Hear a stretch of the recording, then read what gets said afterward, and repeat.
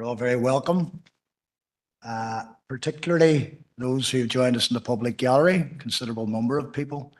That's not unusual for this particular committee. Hopefully you'll be able to hear us as best you can over there. And as I said, you're all very welcome. And if it's your first time at the planning committee, then hopefully you will find it interesting. And we will move on from here. Of course, good afternoon to you, members, as well. So, without further ado, we will take the notice and summons of meeting and members' attendance and apologies. So I'll pass over to the head of planning.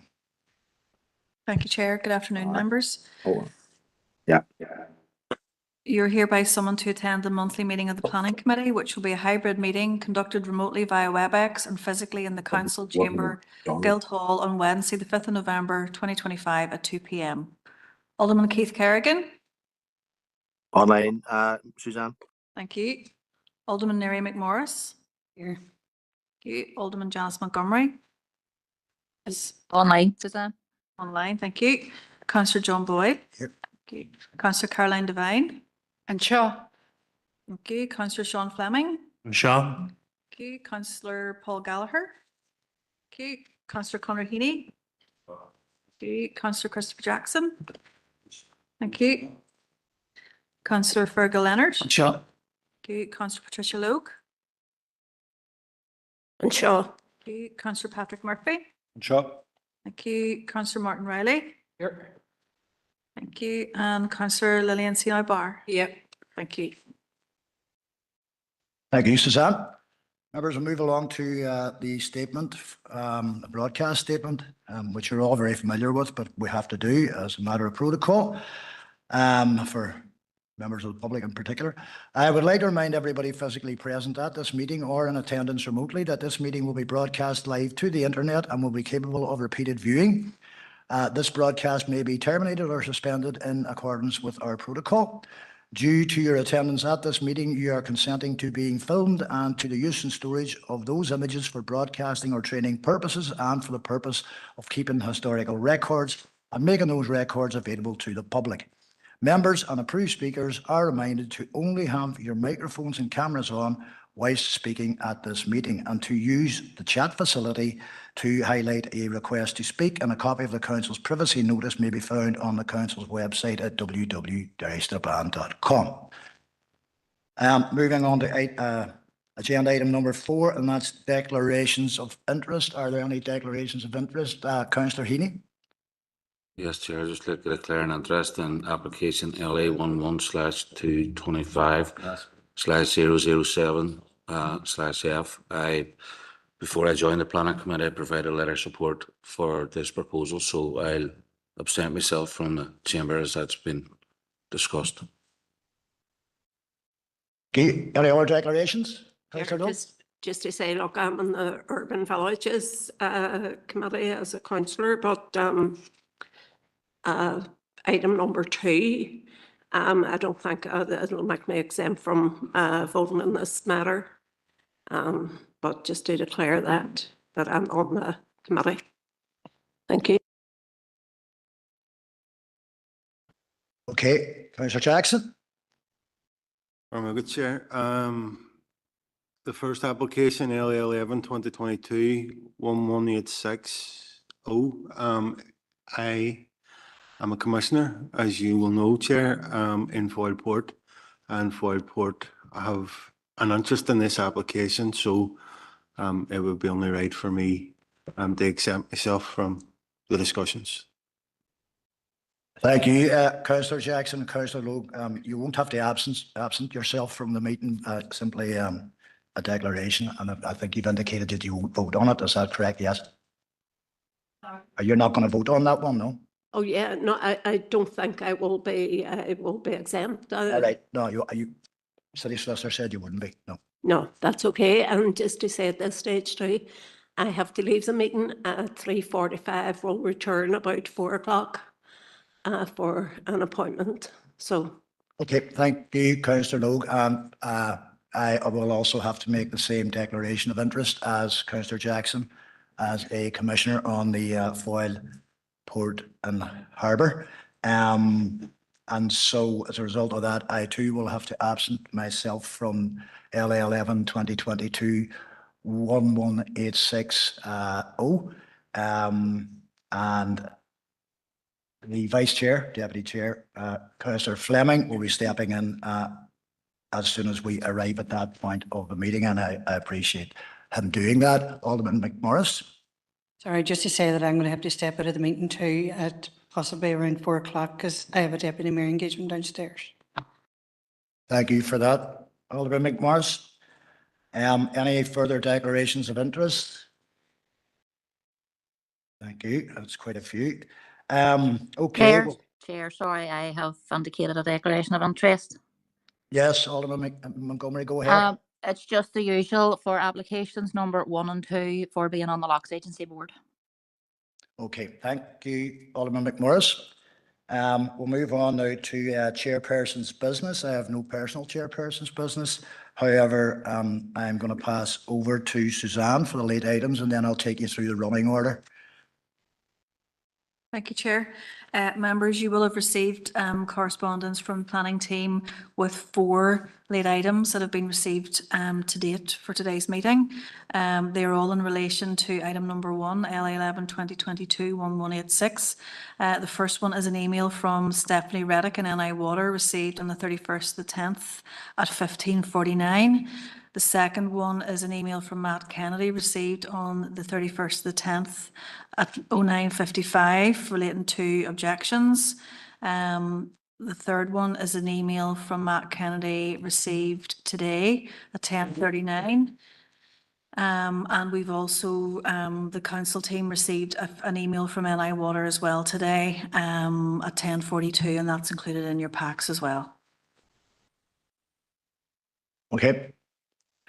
Members, I'm working on the assumption that everybody has seen and read those late items. At this point, does anybody require any further time to consider them? If you do, then we can take 5 minutes. If you don't, then we'll move straight on. All right, I propose we move straight on the agenda, members. So the running order is actually as in your packs. It's straightforward enough. It's numbers 1, 2, 3, 4, and 5. Okay.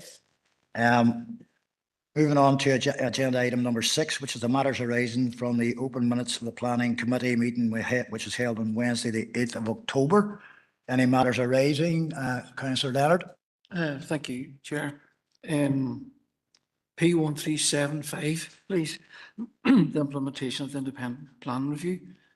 The last plan meeting, we had asked that the applications that were in the system could be circulated with the 4-week opportunity to ask them to be brought in. I was just asking, is there any update on that? And also, please, confirmation of the start date of the implementation of the IPR. Thank you. Okay, thanks, Chair. Thanks for the query, Councillor. So as part of the implementation of the revised delegated scheme, Council has to notify the department, which we have sent off to the department yesterday. This delegated scheme was sent up yesterday. We can't implement it until they come back advising they've approved it. We hope that will only take a number of weeks, and it normally has in the past. In terms of the circulation of the list of live applications, we are hoping to issue that on Friday to all 40 members, elected members of council.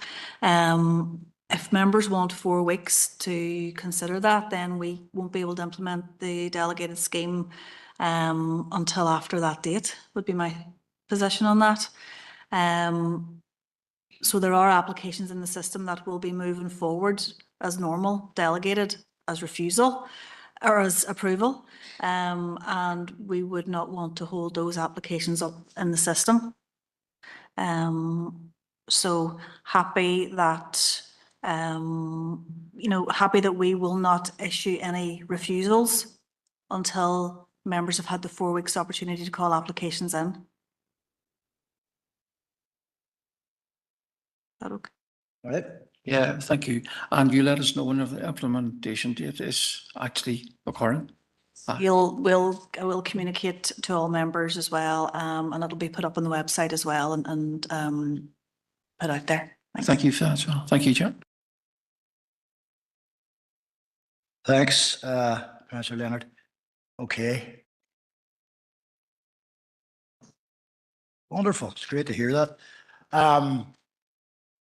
Right, moving swiftly along to item number 7, which is the planning applications that are in front of us all here today for decision. And the first one is LA 11 2022 11860. And at this point that I will invite the Vice Chair, Councillor Fleming, to take the hot seat up here. And if somebody can come and find me at some point or give me a ring, and I'll see you all again soon. Thank you.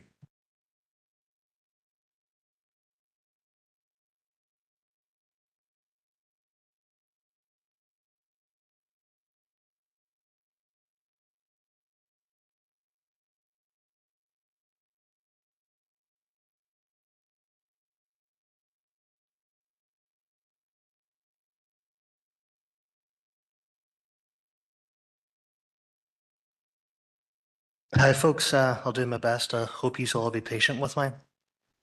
So first application is LA 11-2022-1186-0. If James could go ahead and give us the report, please. Thank you, Chair. Afternoon, members. The first application is item number 1, LA 11-2022-1186-0. And it's an application for a site for a GA pitch, changing rooms, committee rooms, community sports hall, sensory play park, new vehicular access from the public road, site for retirement bungalows and associated car parking landscaping, and the development of right-hand turning lane, pedestrian crossing point and Ghost Island onto Culmore Point Road. And that is for lands to the south and east of 7 to 9 Culmore Road. And that's the site location map. And just to put it in a bit of perspective, that's a photograph of the site, and it's that green field that just sits there in the centre of the photograph. I've got a few photographs on the site characteristics just to kind of put a bit of background before we get into the application itself. On the site along the Culmore Point Road, there are several trees that have got tree preservation orders on them. These two are the trees that would be affected by the potential accesses, which would mean the removal of the trees and the wall that you can see there. That's the site as you come along from the Culmore Road. There would be a proposed access just there in the gap in between those trees, and another proposed access just on up as part of the concept scheme. This is the concept proposed. The lower part of the site, which is the site which would be closest to the river on the right-hand side, that's where the Gaelic pitch, changing rooms, facilities, car park and separate access roads proposed. Then the site is split in half, and the upper area is proposed for a residential retirement development, which essentially for us is just private housing as well, and it's considered in the same way. In order to facilitate that, and whilst this is an outline application, we've been provided with some details to how you would develop that physically on site. And this is a site section. The dotted line would represent the field as is, and the solid line is the actual levels if they were to be redeveloped. So there's a substantial amount of cut and fill pretty much across the whole site. And there would be the need as well for retaining walls that would separate the two developments. In terms of the application, it was being advertised, and we received 29 objections, 56 letters of support, including one petition of support with 582 signatures. That may not have been highlighted in the committee report, so the agent has asked us to point that out to yourselves. There's a significant amount of issues, but they have been detailed in the planning committee report as part of your pack. The main issues arising from the objections would be the site is contrary to the LDP 2032, i.e. the current area plan. It's within the green belt and an area of high scenic value. and outside the development limits of Culmore. There will be traffic issues. The development is private and not community. There's potential flooding issues, and there are previous approvals within Culmore where there are other opportunities available. The recommendation from ourselves today is that the Council's Planning Committee refuse planning permission, and I'm going to go through, because there's 16 reasons for refusal, so today we'll just go through each refusal reason, and I can elaborate then as we go, as we need to discuss them. Reason for refusal number 1, the proposal is premature and that would, if permitted, prejudice the outcome of the plan process by predetermined decisions about the location, scale and phasing of the new development, which are decisions required under Part 2 of the Planning Act. And therefore, it's a fairly straightforward prematurity argument, and that this is proposing development outside development limits that hasn't been through the proper planning process. Number 2 is proposals contrary to the Regional Development Strategy 2035 and to the Housing 1 of the LDP 2032, and that the proposal would not provide more housing in existing urban areas and is therefore not a sustainable form of development which has been planned and managed strategically. And essentially in this one, when you come to the Housing 1 policy of the LDP 2032, there's several steps that have to be taken, so it's like a sequential policy. The first part you come to is phase 1, which is there land available to do this. Within the committee pack, we've demonstrated that there is significant land available within Culmore. Therefore, the policy directs you to go there. In other words, you can put your retirement or your housing or whatever way you want to frame it within development limits of Culmore. There's also ample opportunity to provide GA or any sporting facility within Culmore. If there was no land available, you would move on to a phase 2 element as part of the policy, which then talks about using unzoned land to take up the shortfall. Again, it hasn't met phase 1, so therefore it's failed at the first hurdle. However, if we were just to go on, so that just in an academic way, there is still unzoned land within Culmore that can accommodate both elements of the proposal.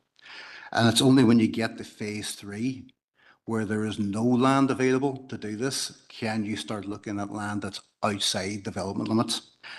But in order to do that, you then have to have support from the Northern Ireland Housing Executive, and you have to show that this is to provide a social or affordable or some type of need. This is essentially private development.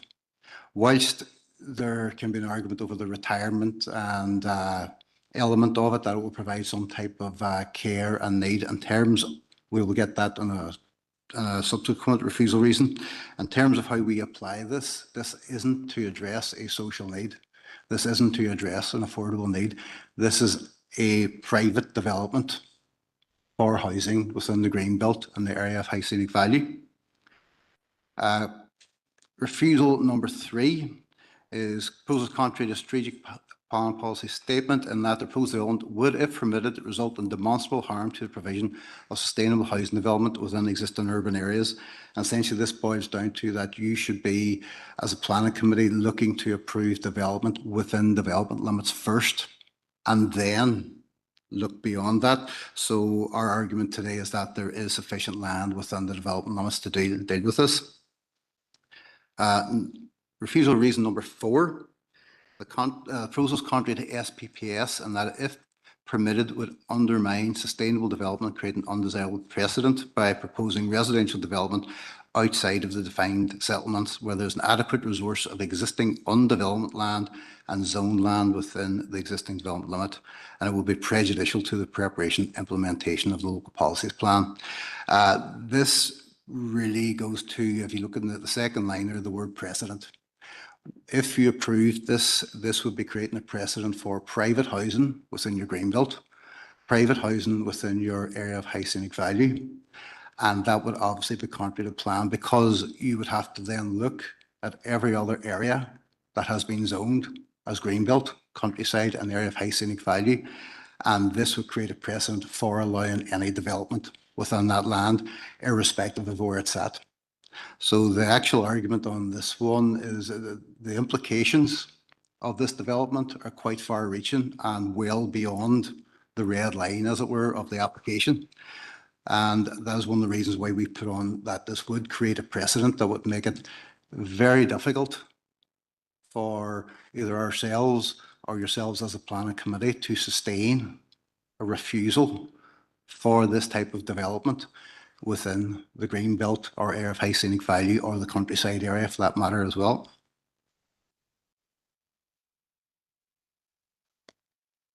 Refusal reason 5, the proposal is contrary to policy set to Greenbelt 1 and ODC 1 of the LDP 2032, and that is located within the designated Greenbelt beyond the development of Colmore, and no overriding reasons have been demonstrated to justify a relaxation of the strict planning policy controls exercised in this area.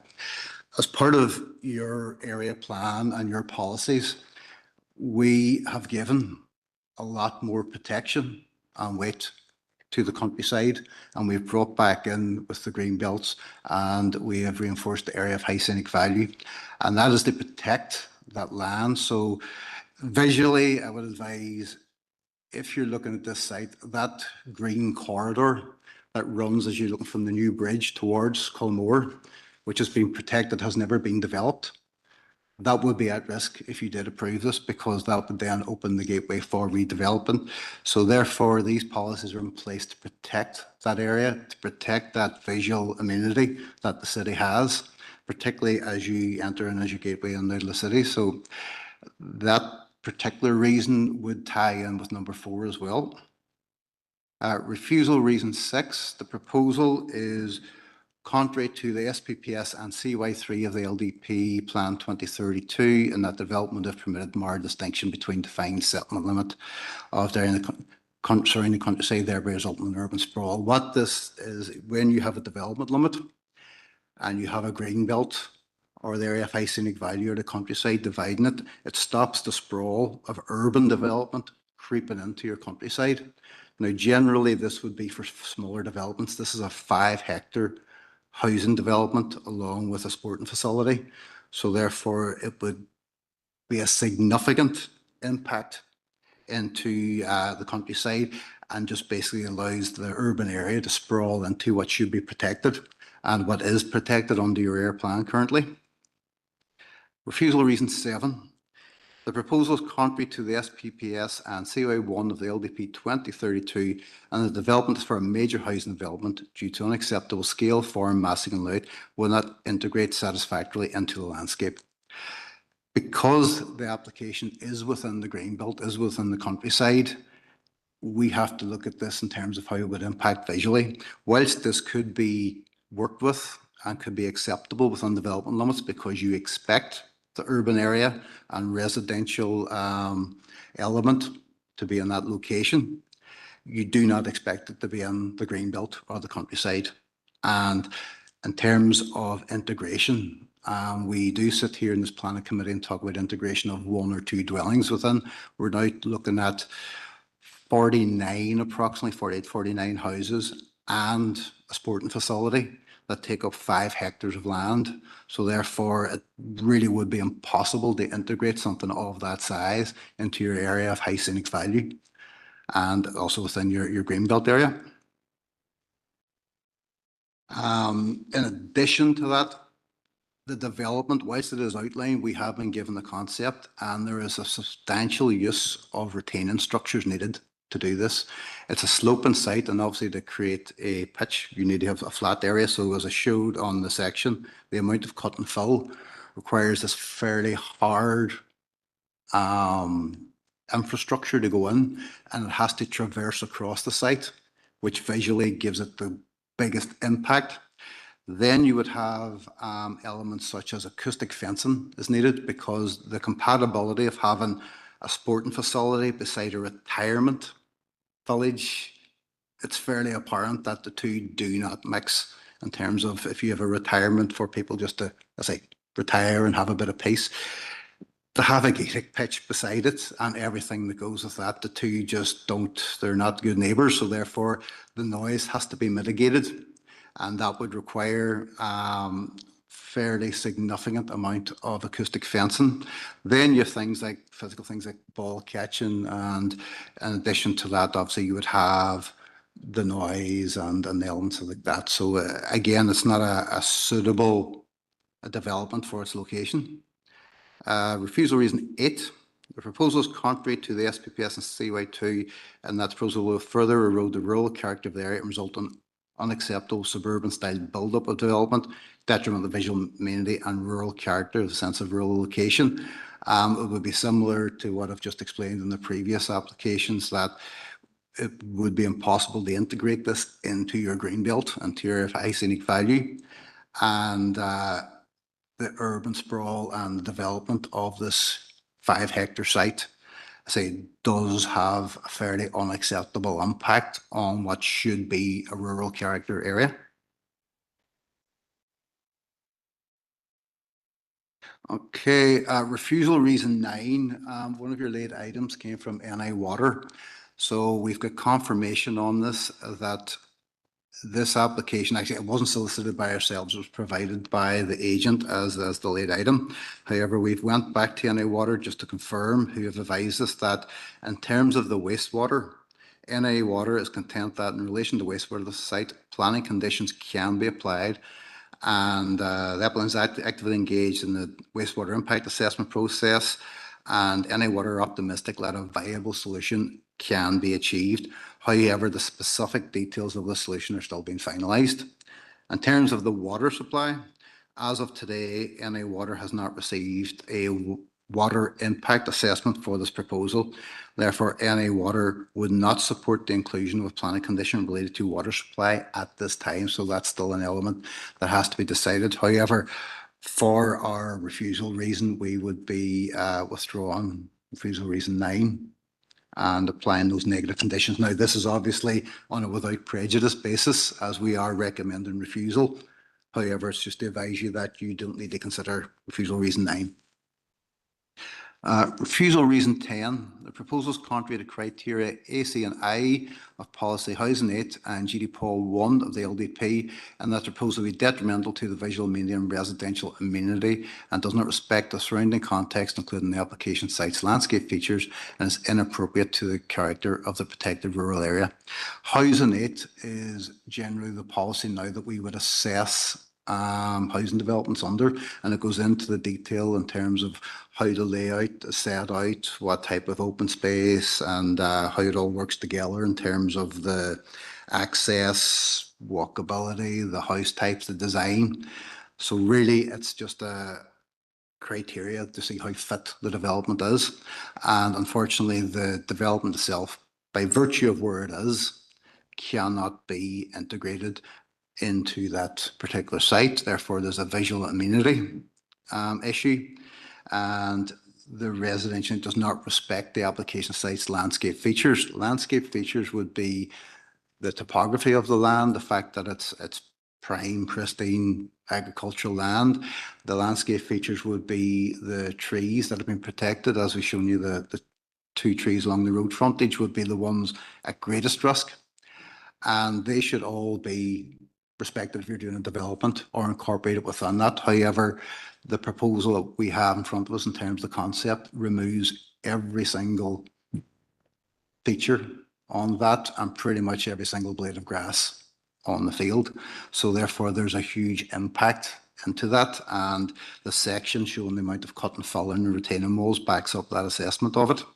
Now, we are aware this is an outline application, and therefore the application is trying to establish in principle, can this work? However, it doesn't through the green belt and area plan policies, but we also have to look at what the concept has proposed here. And the concept is showing half of the site to be a fairly dense housing development and the other half to be a sporting facility with all the changing rooms and clubhouse and everything that goes along with that. Refusal reason 12. The proposal is contrary to OS4 criteria 1, 2, 3, 5, 6, and 7. OS4 is your open space policies, and it's where we would then look at how it has an impact from a sporting point of view onto the natural environment. So there would be a permanent loss of best and most versatile agricultural land. As say the picture at the very start showed that this is, and it has been used quite recently as agricultural land.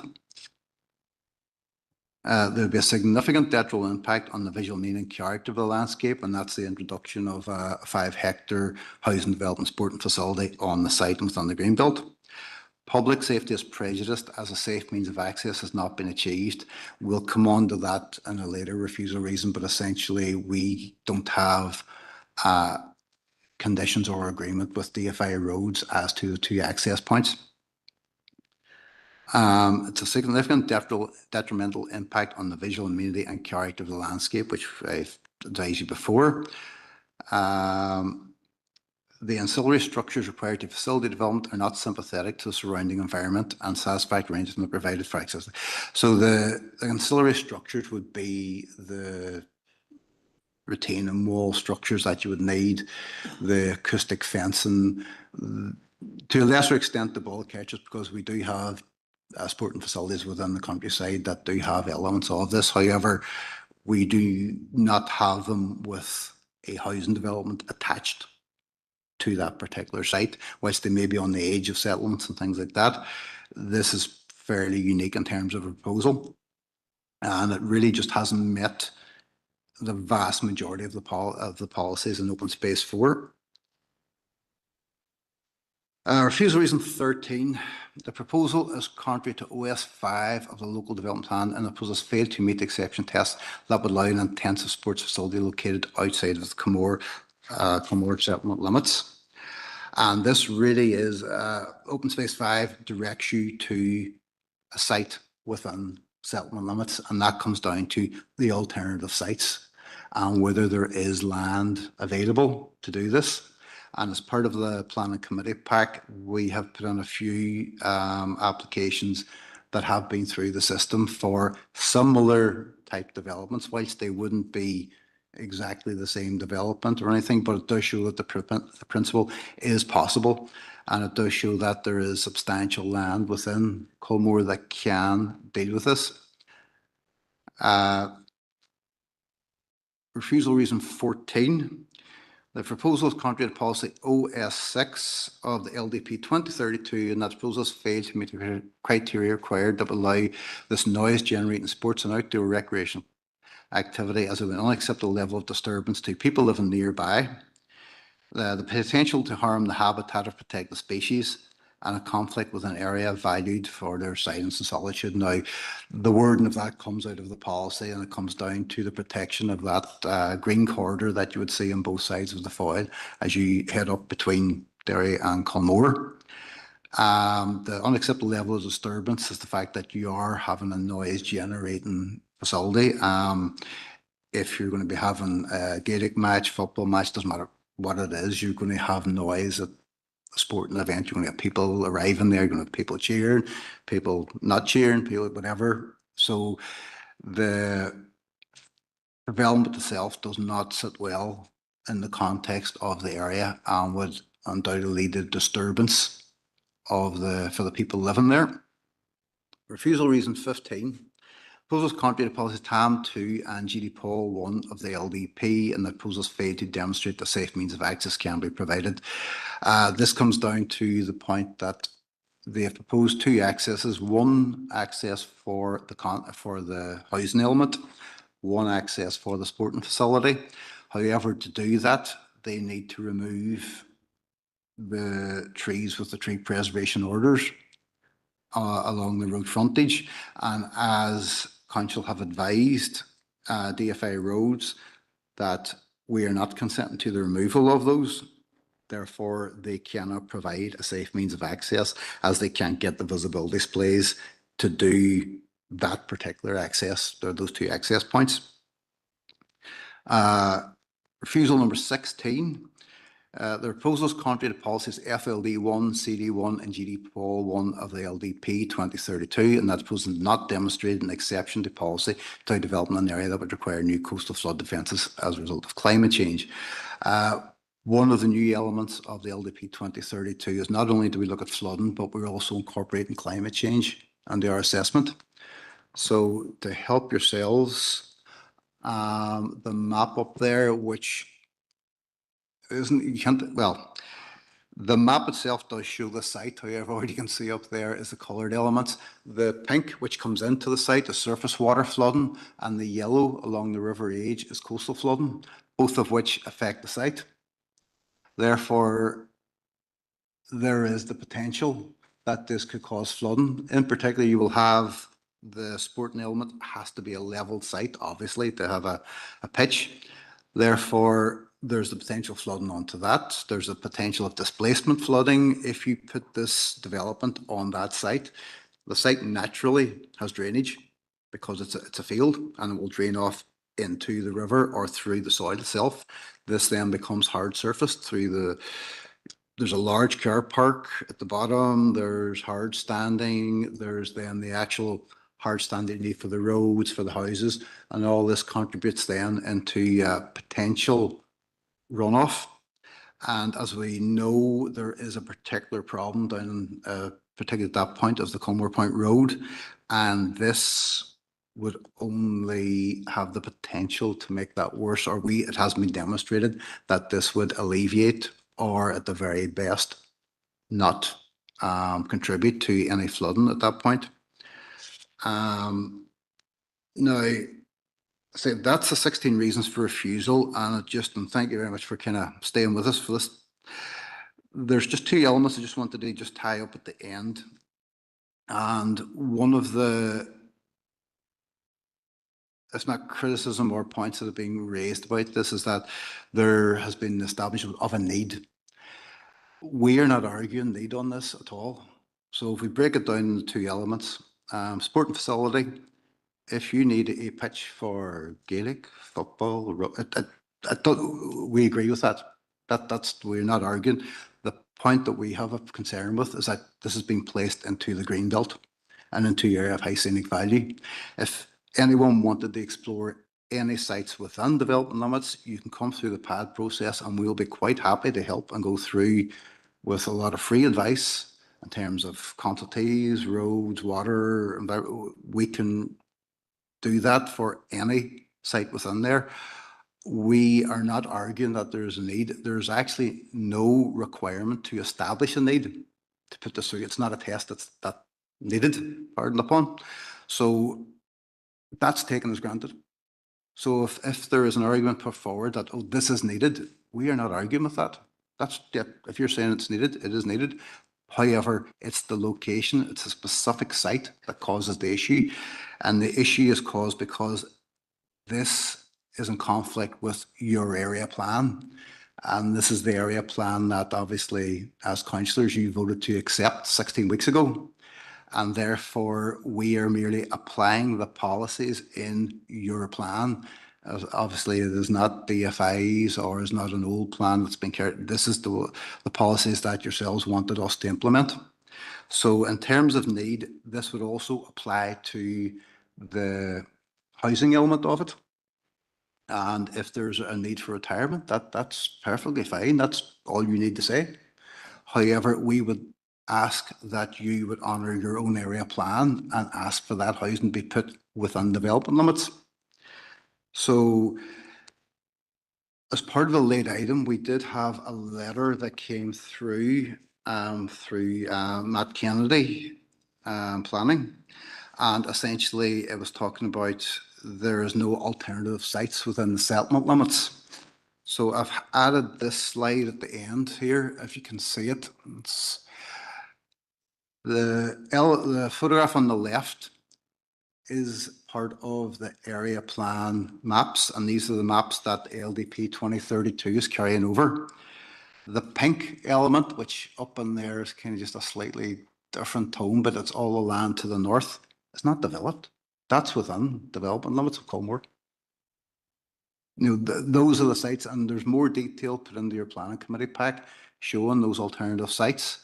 That site is quite close, so if there's an argument that it's not within the heart of the village, we could easily work with any site that's proposed there. The site is a different zoning, however, that has not been taken up in over 20 odd years of the plan, the previous plan. Therefore, we are legitimately okay to evaluate applications for a different use.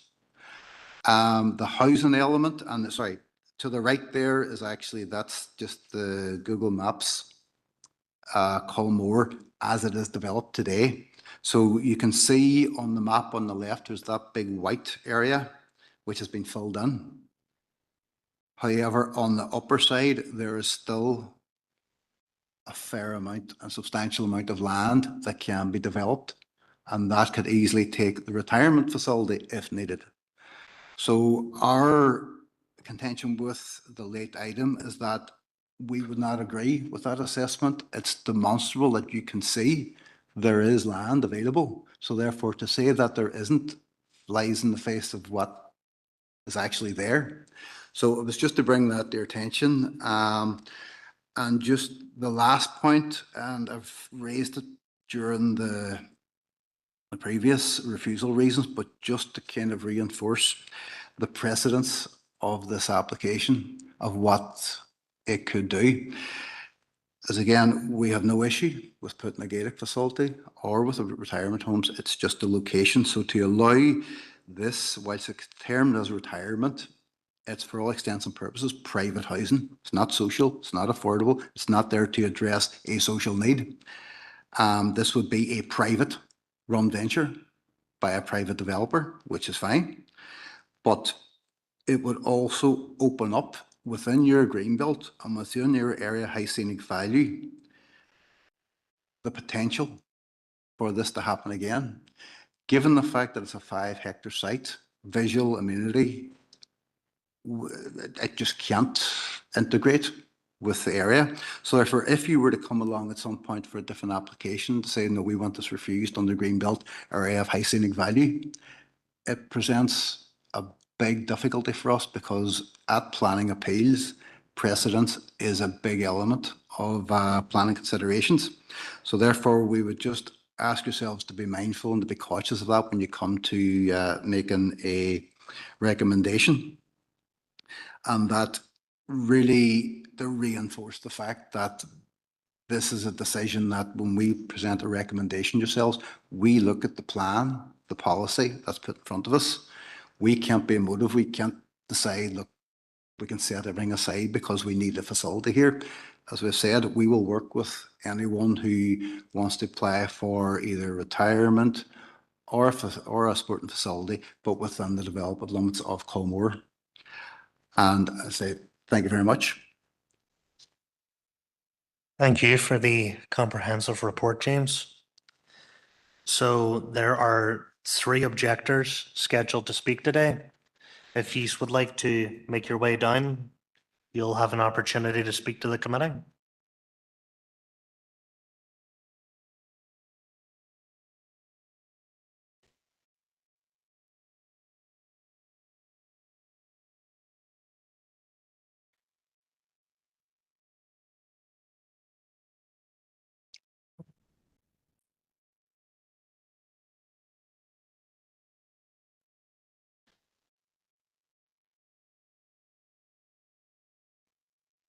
Hi there. So you have 5 minutes to speak to the committee. You can share that amongst you however you wish. Welcome today. If you just want to go ahead and introduce yourselves or. Yeah, thank you, Chair. I'm Emilisa Knudsen. I'm speaking on behalf of Foilport. Go ahead. Thanks, Chair. Yes, I'm George Cuthbert and I'm the Chief Operating Officer at Foilport, and I'll just be speaking for the both of us, but Bill will be here to take any questions. So.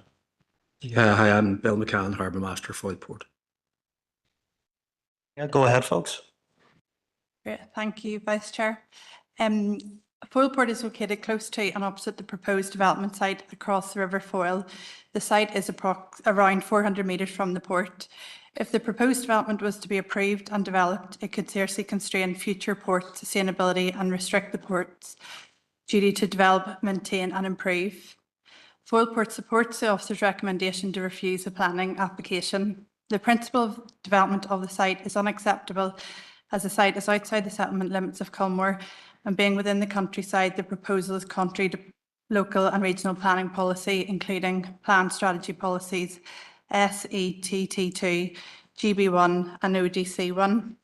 There are no overriding reasons to justify the proposed development. Foyleport also strongly objects to the proposed development as it is contrary to other regional and local policies as identified within our submissions and as detailed by the officer today. Importantly, the proposal is incompatible with the existing economic, employment, industry uses at Foyleport and can prejudice its future operation. As a working port, there are existing levels of operational noise generated with large cargo ships regularly visiting the port. Associated loading and unloading activities mean the use of heavy machinery and flood lining where required. The timings of these activities are dictated by the tide, and therefore they are undertaken on a 24-hour basis. Such operations have the potential to significantly impact upon the proposed residential properties and community facilities. The port has ambitious growth and expansion plans for the short, medium and long term. The proposed development, if permitted, would severely curtail the potential of the port to grow and expand by introducing new sensitive receptors that could stymie existing port operations and limit growth plans. As an existing employer, there are planning policy protections in place for the port. Paragraph 6.90 of the SPPS states, incompatibility could arise when new residential development is approved in proximity to an existing economic development use that would be likely to cause nuisance, for example, through noise, pollution or traffic disturbance.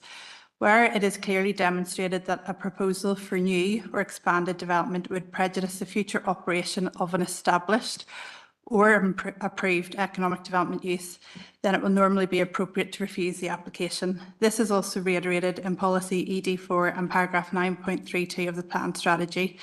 There are no appropriate mitigation measures that could be incorporated into the proposal to satisfy the policy requirements. A noise impact assessment has been submitted with this planning application based on the port's current operations. There is no consideration or assessment of future noise impacts that could affect the proposed residential properties. I'm going to pass over to George. Thank you. So, as I say, I'm Chief Operating Officer at Foyleport, and I'm responsible for the day-to-day operations at the Lissahallie terminal. Foyleport has a long and proud history. It was first established by Act of Parliament in 1854. As an independent statutory authority, we have a clear duty to develop, maintain and improve the port to the highest standards. We are completely self-financing, independent of government, and every penny of profit is reinvested back into the business for the benefit of future generations.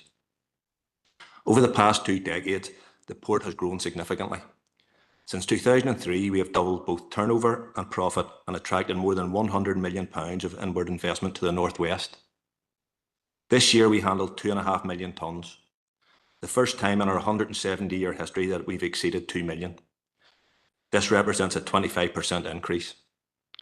Our operations are vital, not only to the local industry, but to the overall growth and resilience of the northwest economy. It is important to remember that the port was originally located in the heart of the city. In 1993, operations were located to Lissahallie, one of the key reasons being the incompatibility of port activity with nearby residential properties. That move successfully removed the conflicts that had existed between homes and heavy port operations. Reintroducing residential development in such close proximity to the port now would recreate precisely those same issues we resolved more than 30 years ago. There is no alternative site for the port. If this proposal were approved, it would inevitably constrain our ability to operate, to expand, and to continue attracting investment into the region. Approving this development would set a precedent that risked undermining a critical piece of regional infrastructure. We fully support the professional view of the planning officers that this application should be refused. Doing so will safeguard the port's operational capability and protect the long-term economic interests of the North West. Could I ask you to start wrapping up now, please? That's I'm finished. So my colleague Bill McCann, our Harbour Master, are available for any questions you might have. Okay, thank you for coming in to speak to us. Would any members of the committee like to ask any questions of the objectors? No? Nobody online either? Okay, thanks for coming in to speak to us. You can return to the public gallery. Now, there are a couple of speakers in support of the application scheduled to speak today. I'd like to ask them to come down if they wish to speak to the committee.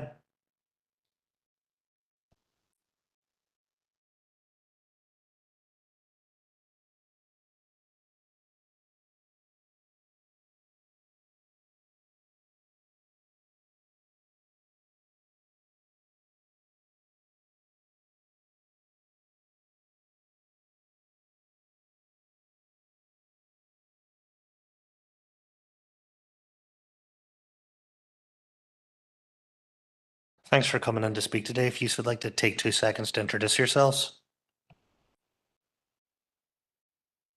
Chair, I'm Matt Kennedy, MK Planning. I'm the agent on the application. Mr. Chairman, I'm Neil Doherty, Chair, Kilmore Community Partnership.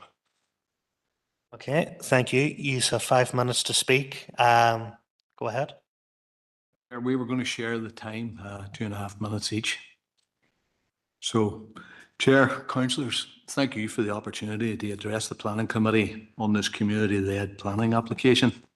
I'm going to leave Neil to deal with the historical shortfall in recreational facilities, playing fields and children's play parks in Kilmore.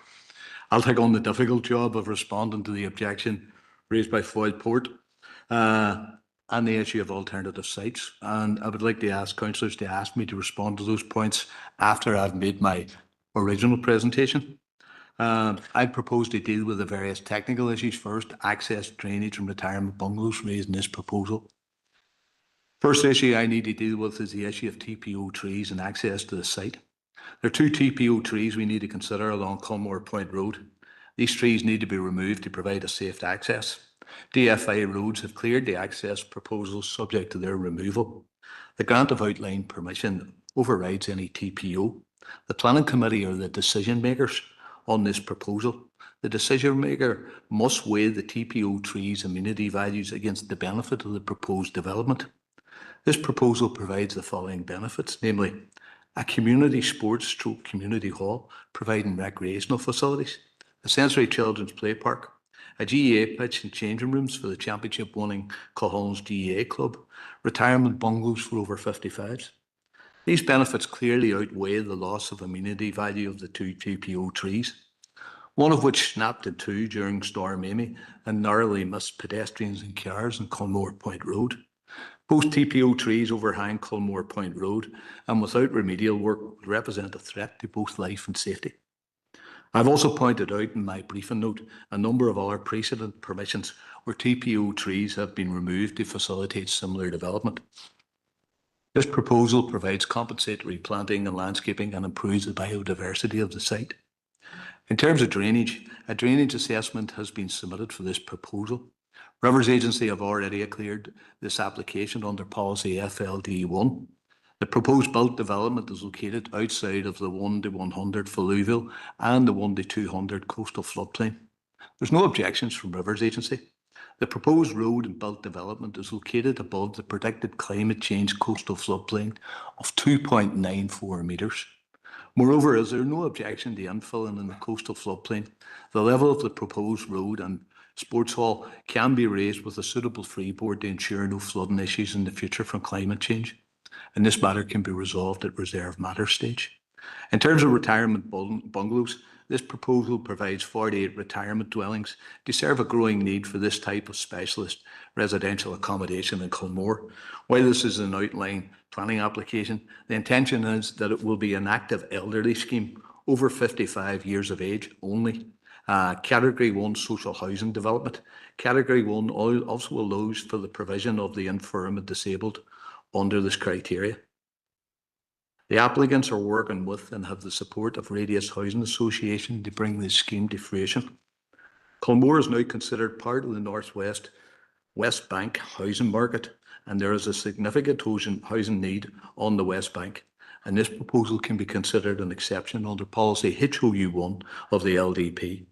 The Housing Investment Plan 2024 update indicates 4,735 applicants in housing stress in the city, and this proposal goes a significant way to help meeting this social housing need.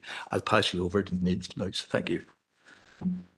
So Chairman, could I ask you for a few extra minutes, more than the 2.5, because I want to answer some of the things that have come up with the report and with Mr. Duffy. I'll give you an extra minute. Okay, thanks very much for that. Chair, councillors, thank you for the opportunity to address the Planning Committee on this vital application for the Culmore community. Over the past 30 years, more than 1,000 homes have been built in Culmore, yet there are still no suitable recreation facilities for our young people and families. We all know the toll of poor mental health in our city, and sadly Culmore has not been spared from that. I personally know 3 families who have lost loved ones to suicide in Culmore. This underlines the urgent need for proper community infrastructure, places where well-being is nurtured, support is accessible, and people feel connected. In 2014, CCP was formed to address this gap. Since then, we've transformed the 150-year-old Victoria Hall into a thriving community hub opened in 2021. It now welcomes over 1,400 weekly attendances, provides 95 childcare spaces, and is run by 85 volunteers, delivering 140 hours of service weekly, yet demand still exceeds capacity. We've expanded our facilities, the hub with a porta cabin, restored the 500-year-old Culmore Fort for wellbeing programmes, and are opening new community allotments this month at Lowlands Avenue. We've planted 600 native trees and hedging, reflecting our commitment to the environment. To date, CCP has secured 3.3 million in funding, but the need continues to grow. Our sports clubs are under pressure. The Culmore GAA Club, founded in 2017, trains over 200 children each week across 9 teams, but must rent facilities at Thornhill College at a considerable financial cost. Culmore Youth Football Club, which I was the chair of for 25 years, club trains on private land with no long-term security. In fact, that land has recently been sold to a private developer. Community consultations repeatedly highlight the critical shortage of play parks and pitches. I ask you to start wrapping it up, please. Okay. That brings us to today's proposal. At 79 Culmore Point Road, Landover Kevin Crumley proposes 48 retirement homes and has offered land for a new GAA pitch, which will be fully funded by Culmore GAA, along with land for new community sports, all on a state-of-the-art play park. The council has ring-fenced £900,000 to support these facilities and confirmed that this site offers the best opportunity to meet Culmore's needs. I want to just address what Mr. Duffy said earlier. He said there was land available. I've been working since 1994. I've spoken to landowners galore. As a business owner, I've offered money for Thornhill College grounds. I've been refused. We've offered money for the Culmore Football Club grounds, which is sold recently. I've also been refused. I'm sorry, you're well over your allotted speaking time now. I'm going to need you to cut it there. Okay. Please. Thank you. Thank you. Well, thanks for coming in to speak to us. If any members would like to ask any questions, you're free to do so now. Councillor Murphy, go ahead. Thank you, Chair. My question's to Matt, and it's around refusal reason 15 and safe access to the site. And probably to James as well, because there seems to be 2 different opinions here on access and around the trees. Can we get some clarity on this? Because it's probably the most serious issue is access and both motorist and pedestrian safety.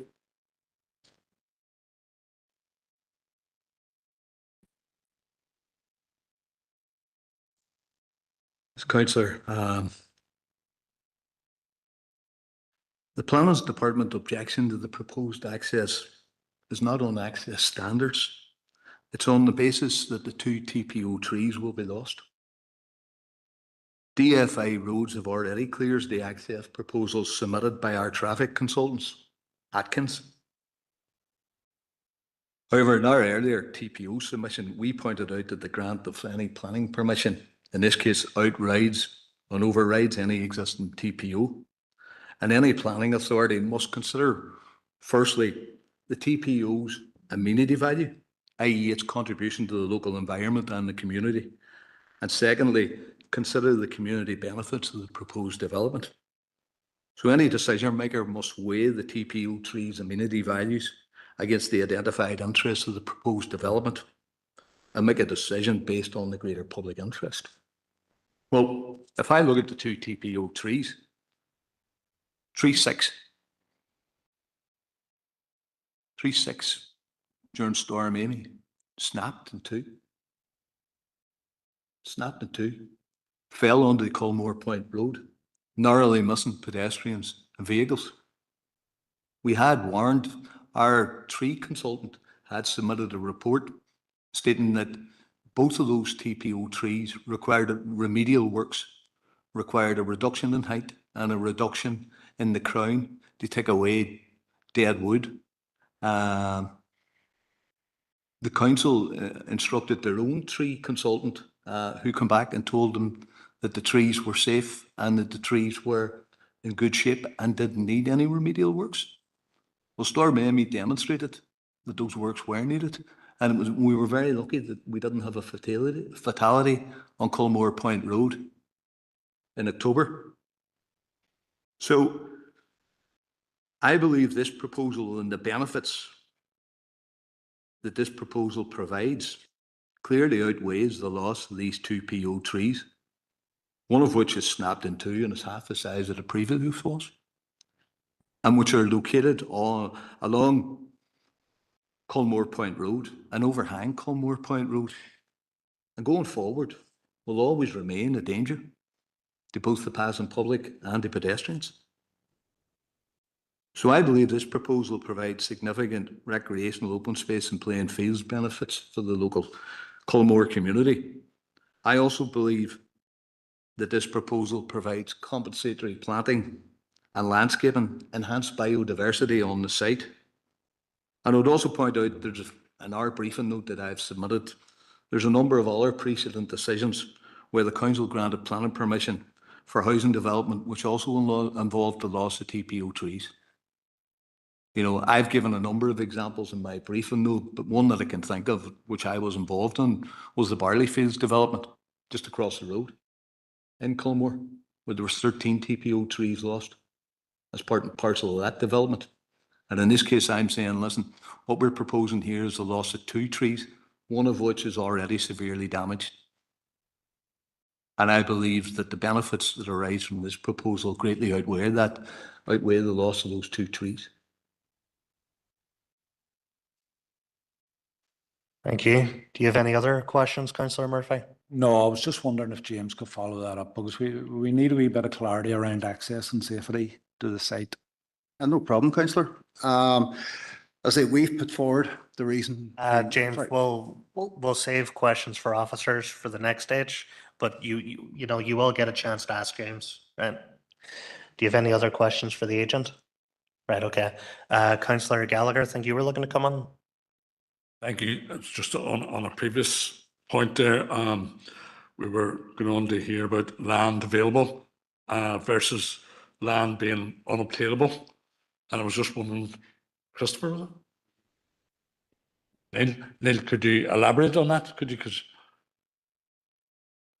Yeah, thanks very much. First of all, I've been working in Culmore since about 1994 on this particular job. And I was chair of Culmore Football Club for 25 years before that. And I resigned in 2015 simply because I hadn't time to develop what I thought we needed. Since 1984, since I became chairman of Culmore Football Club, I've been working with councillors, and I've never met a councillor yet who's been in Culmore who hasn't been supportive of what we wanted to do and who haven't supported everything we do. And every time there's an election in Culmore, the highest priority question is, where are our facilities? And I've lived there all my life for 70 years, and there isn't any facilities down there, and there isn't any facilities because there isn't any land. Now, we've tried all of the ones that Mr. Duffy pointed out, we've tried every single one of those people who own that land. They're not willing to sell it because they're holding out for maybe a private development if the land ever becomes available. When Thornhill became vacated by the Convent of Mercy, we were negotiating with them for 2 years to buy that land. It ended up as a private developer bought that. More recently, 3 years ago, Culmore football pitch, which is rented currently by the council, was put up for sale. We put a substantial bid on for that, about twice what it was worth when it was just basically agricultural land, and it was sold again to a developer who will try and develop that ground. We have been searching round the houses. This is not something that we take lightly. In addition to that, Culmore Country Park, which was originally a dump for 30 years, and planners must have passed this years ago and allowed all of the rubbish in Culmore to be, or sorry, in the city to be dumped in Culmore. That's fair enough. We do need that, etc. It was then capped. And I think it was 2016, it was opened with a great fanfare saying this will be a great opportunity to build pitches, to have a community centre, etc. And we followed that for about 4 years with council officers. And during that time, we countless meetings with them. When it went to the pre-planning committee, this planning committee themselves said this is not suitable for pitches. It's not suitable for any other development. Now, they might know something I don't know why. We didn't pursue it any further, we dropped it. Subsequent to that, we had meetings with council officers who said, look, can you identify land anywhere for this particular purpose? We haven't been able to do that. We haven't been able to identify this. This has been our only opportunity. And this is a golden opportunity for Culmore. And I respect planning. I respect that they have to have planning laws. I really do respect that. However, this is about people. This is not about just buildings, about whatever else there is there. This is about people who live there. People down there are crying out for these facilities. We don't have them. There's 4,000 people. Again, when I was about 10, when I was first introduced to Culmore Football Club, there was about 200 people living in Culmore. There's 4,000 people living there now. And the facilities are almost exactly the same as they were then. So we have a responsibility as a community, we have a responsibility as councillors, we have a responsibility as planners to provide those facilities for our people. Thank you. Any follow-up questions, Councillor Gallagher? No, okay. Thank you, Chair. No. Councillor Riley? Yep, thanks, Chair. And this is a question for Matt, I suppose, but it flows on from the previous answer that Neil's given.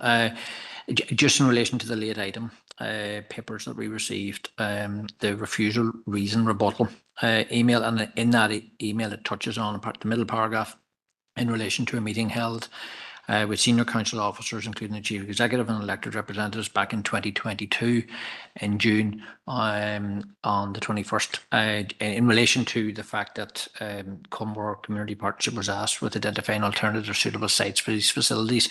I've listened to James outline some of the refusal reasons relate to the fact that there are other spaces available in the Culmore area.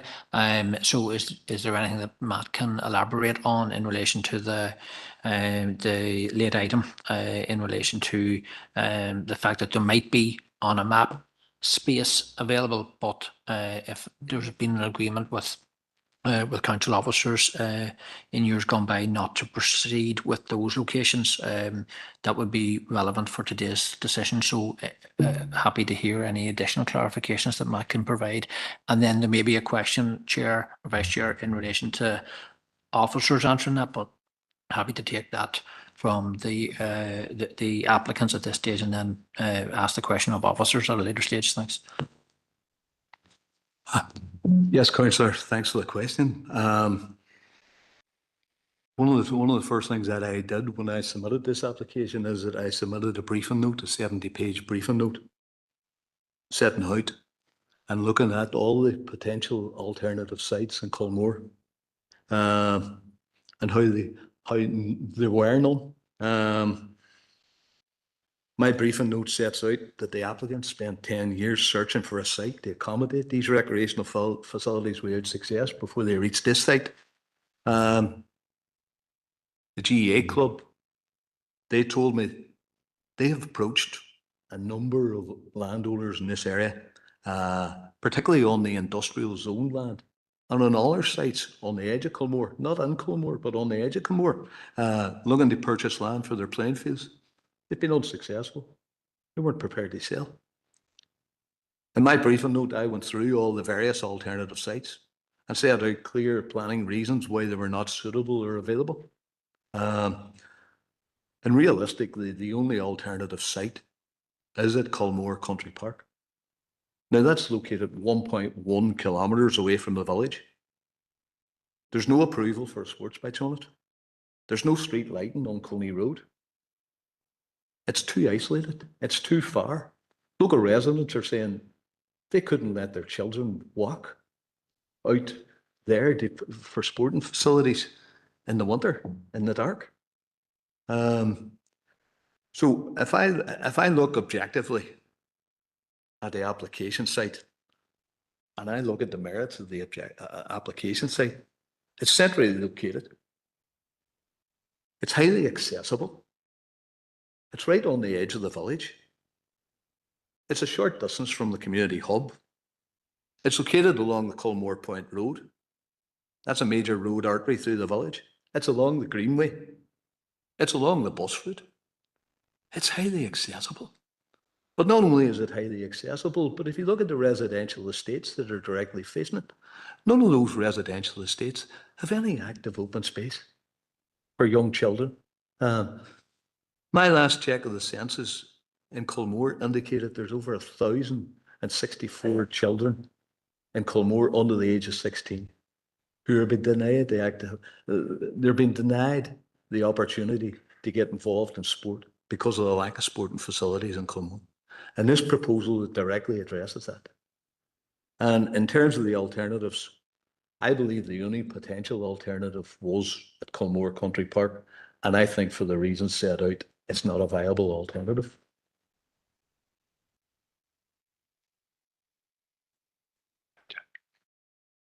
Thank you.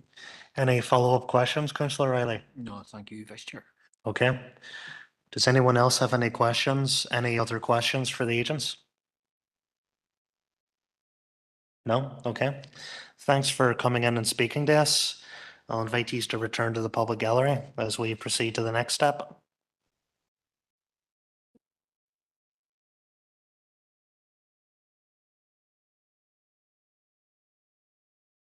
Right, members, so there is an opportunity now for you to address any questions to our officers in regards to the application.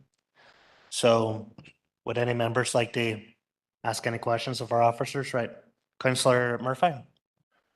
Thank you, Chair. And James, just around the question that I asked Matt around safety and access, can you elaborate on your position, please?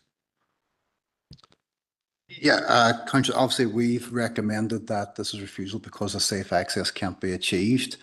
Matt is right in the fact that the TPOs are the reason why we can't agree to the safe access, but that goes back to the principle of the development at the site. They are site-specific details. For example, you did raise the Barley Field, which is within the development limits and is on a site that we would want to see development, and this is where you get to contain your development within, what should be as within development, so you contain your housing within there. So we can work with getting mitigation planting and things like that. However, fundamentally on this site, it is greenbelt. It is there are tree preservation orders on it. There is no overriding reason for this. To reduce it down to just, oh, it's just 2 trees holding it up. It really is it doesn't go to the actual core of the reason for refusal. So it's like any development can achieve a safe access, any development. It's just a matter of the extent to how much you have to remove to achieve that. And it's whether you want to look at this in terms of preserving your environment within the green belt, preserving your area of high scenic value, being essentially loyal to your area plan. That's what we're asking you to do today. So, and Matt is quite right from a point of view from a development, say for example, the Barley Field, we did remove TPO trees. Some were dead, some were dying. Some we did take the argument that development will be going here and can we remove this tree? We arrange with substantial mitigation planting, that type of thing. But that's something that happens within housing developments. which are the vast majority are zoned and they're within development limits, and we can work around those because we've identified those characteristics early, and we accept that. So in other words, in terms of getting a safe access, if you as councillors want to achieve a safe access on this, you will essentially be wiping out everything on that site road frontage. Now, I would note that whilst today you've received 4 late items from the agent on this and through any water, we haven't received anything on the trees being damaged or any evidence of that. Note that Mr. Kennedy's own tree person didn't advocate removal of them. And to that thing too, I'd also put in, we've never heard of Radius being involved in this. This is news to me, and I've been the case officer for a year. So there's a lot of things being brought in here that really, I would say, is not really going to the heart of the problem here for us. There's very little being talked about the actual housing element. Why is there housing development with a sporting facility when all the talk is about the sporting facility? So that means that there's 2 accesses for that. For example, for argument's sake, if this was just for a Gaelic pitch, needs 1 access, doesn't need 2. So all these add up to what we would see as a fairly significant damage, not only physically and amenity-wise and all the rest, but the damage to the actual green belt and their high scenic value. So I know I've kind of went a bit beyond your question about the access point, and I would reiterate, having done this for long enough, every site can be accessed. It's just a matter of how much removal you can accept to get there, and that's irrespective of land ownerships and things like that, which do pop up. I mean, that is part of planning. So as I say, there's, from our point of view, we advise road service. We're honouring the tree preservation are throughout that site, and that those 2 accesses, and maybe just to make it a bit clear, I'll just show you on the concept plan where they are. As you can see here, it's clearly half of the site is housing, which requires its own, and well, they've proposed its own access, and the other half being the sporting facility, that needs its own. However, if it was 1 entity, it only needs 1 access. So as it's been submitted to us, we have to judge what's been put there. And because we have no site-specific arguments that allow us to recommend approval to this under your policies and your area plan, we have to revert to protecting the environment. And that's essentially what the 2 TPOs are there to do. But I would note that we have had no information at all about the destruction or the tree has fallen apart or what extent. We know nothing about that, which I find a bit surprising given the fact that there's been significant late items submitted today. And that's probably as much on the access. Thank you, James. Any follow-up questions for James, Councillor Murphy? Okay, I'm just going to quickly interject here to say that Alderman Kerrigan has declared an interest in regards to his position on the NI Housing Council and within the Northern Ireland Housing Executive. So just making that known to the committee. Councillor Riley, if you'd like to ask a question. Yeah, thanks, Vice Chair. And it may not be one that James answers. It may be the city solicitor, perhaps, or someone who might have been at the council meeting or the meeting on the 24th of June 2022. There's reference in the late item. So in the same way, I asked the question of the applicants, is there council officers here today who can give some additional information or clarifications in relation to what was discussed or agreed at that particular meeting, if possible? Thanks.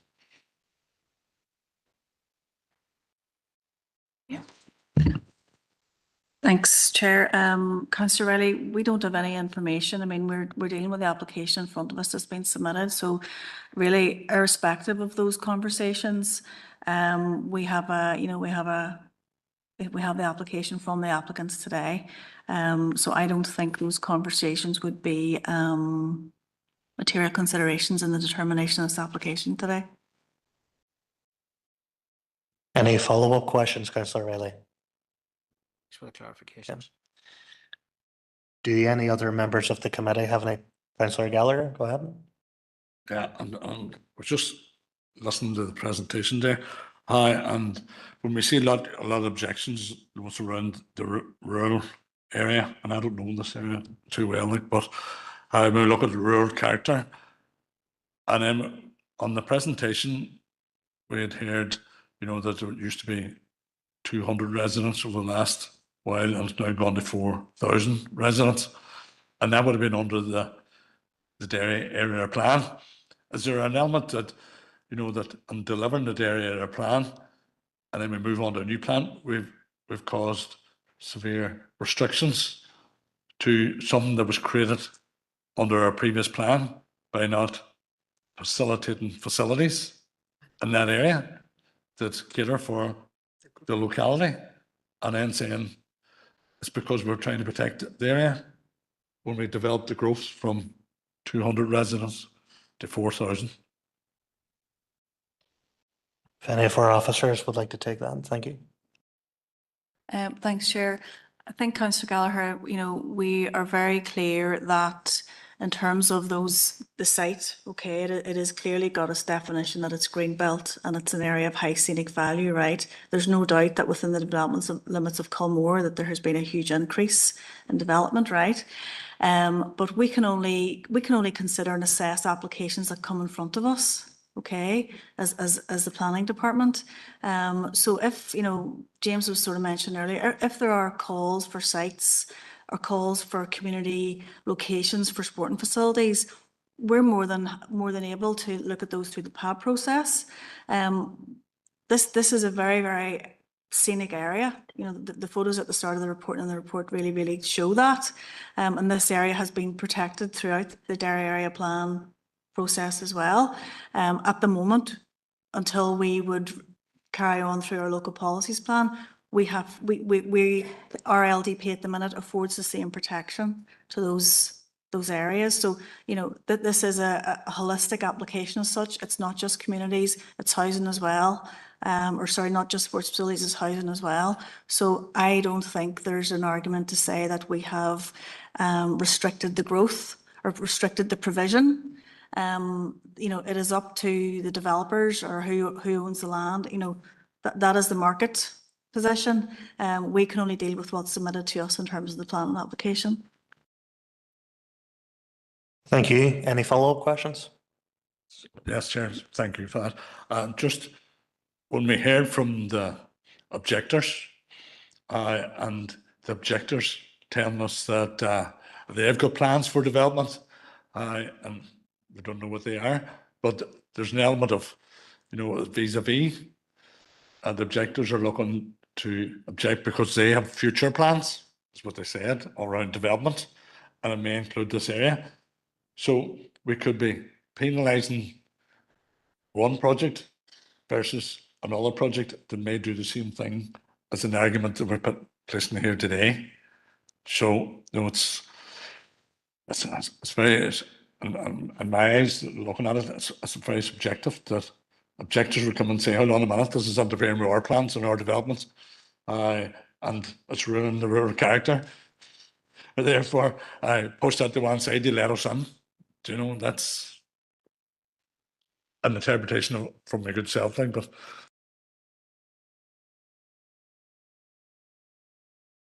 If any officer would like to respond to that if they want. And that's a vital point. I mean, the issue of compatibility with adjoining land uses is a relevant consideration for lots of planning applications. But, you know, we don't have proposals today from the port for expansion, but they are a material consideration, and it'll be up to, you know, members today to weigh that into their decision making. As the officer team, I mean, you've seen the report, it's very clear, and James has labelled it very clearly today. You know, it's completely contrary to our LDP. And we are not averse or against community sports facilities. Not, you know, as a council, that's what we want, but we want them on the right site. And, you know, given the accompanying residential development, you know, we have an LDP that plans for sustainable development and are managed in a phased way. That's what we want to achieve. We want to achieve growth through a managed and sustainable way, providing those facilities on the right sites and the right location. Thank you. Any more questions, Councillor Gallagher? No? Okay. Councillor Logue? Thank you, Chair, and this is for James.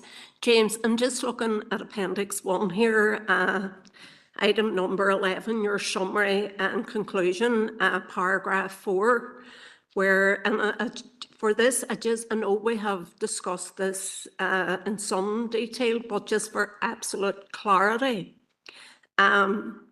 paragraph 4, you say, a safe means of access to the site has not been demonstrated in a way which will ensure retention of the trees which are currently protected by a TPO. So is that, am I right in thinking, in essence, what you're saying, that it is safe, it would be safe if the trees were removed? Yeah. Thank you, Councillor. It's not just a question of removal. Whenever you obviously put on an access, so a single house would have a certain requirement, say a 2.4 by 70 metre splay. For a housing development, it ups the standard. So you need to, so it really, as it said before, you can pretty much put an access anywhere. It's just how much devastation you plan to kind of live with. So it's, you would remove on this one, displays that have shown to make a safe access require removal of all the road frontage, the trees, and I'll just pop up the wee picture there, and the stone wall. It would also have to be leveled down, and there would have to be a wedge cut out and almost like 2. And then you would additionally have to put a turning lane in the middle of the road. So you have to allow for expansion of the road to accommodate all that. So there's a fair amount of infrastructure to do this. And then when you get into the site, it'll involve the knock-on effects like retaining walls and things like that. So whilst yes, you can remove the trees to create the access, it's part of a series of measures that would have to be implemented to make this access, as they're fairly large scale. Now, within the planning committee pack, I think there's just a snapshot of the access arrangements there and just shows what would have to be removed. And you probably have to zoom in a wee bit, but they would show the levels that you would have to bring it down to in comparison to road, because we're dealing just with a field that's been there since year dot.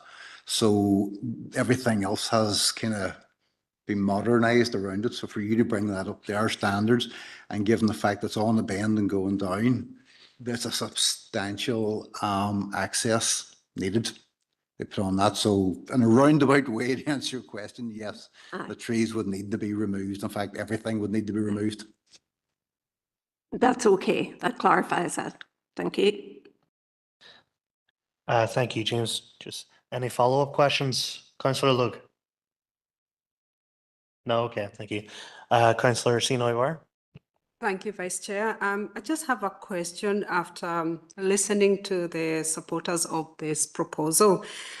And I believe it was Neil who mentioned that there is no available land at the area, and that for quite some times the group has explored alternatives and could not get any land. And I just want to ask, based on the growth in the area from 200 to 4,000 people, and who significantly pay rates as a council, we have a duty to provide facilities.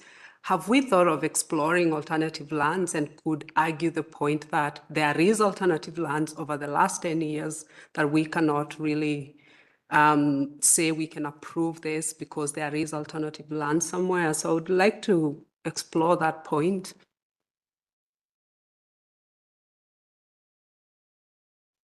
Okay, thanks, Councillor. I will try to answer that. As a council, so in terms of, I mean, as a council, we have a range of roles, okay? In terms of the planning role and function. It is our role to plan for the future, which what we're doing at the moment. And in that interim period, we are applying the settlement limit and the boundaries that have been applied as per the Derry Area Plan.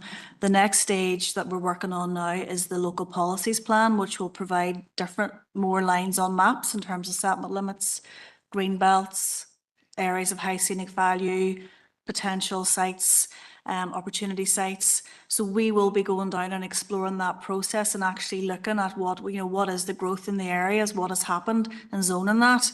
So that actually ties into, one of the refusal reasons here, whereby we're saying that to approve this scheme at the moment is actually premature and potentially prejudicial to the outcome of the local policies plan.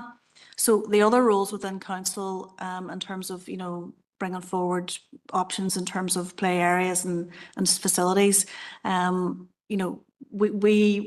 we work collaboratively, those proposals also must fall within the plan process and must follow the planning process. So, I think today, we've heard a very, very strong case from the group. But the reality of it is there's other land available. There's no site-specific need at this site that has been presented to us today. Just to reiterate some of James's points, today's the first day that we've heard radius housing mentioned. It's the first day that we've heard Category 1 social housing development mentioned. That's new information today that we have not had since 2022 or whatever date this was submitted. Okay, we are and will continue to plan for the future for sites and opportunities for social or community development and lots of other developments. And we're down that process, but that takes a bit of time as well. But in the interim, there is land available within the development limits, but as I said to Councillor Gallagher earlier, there's obviously other issues at play in terms of the market. Thank you. Any follow-up questions? Yeah, just a follow-up question. You mentioned that there is land available. Now, the growth of Como has not taken the last 5 years. It is more than 5 years. And you're looking at planning for the future. So my question again, there is available land somewhere. So you're talking about alternative land available, and our council is planning for the future. What about now with the growth of 4,000 people? How far is the future for our council to plan for that when we have already growth in the area? So, as part of our work in terms of our local policies plan, we have land, we have more than adequate land available at the minute to accommodate housing, to accommodate community sports facilities, all within the development limits. There's more than adequate land available. I can't tell you the actual hectares or whatever it is today, but Jane, we have in the planning pack, we have looked at that. We would not be coming here today with this report and these recommendations for refusal if we had not considered that. We have, but there's more than adequate land available within the development limits that are currently defined in the Derry Area Plan. Thank you. Any more questions? Okay, any more questions from any other members of the committee?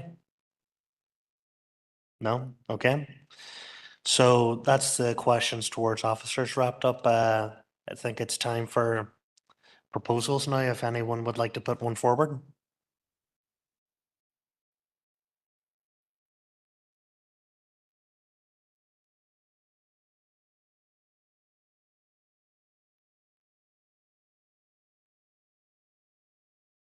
Alderman McMorris.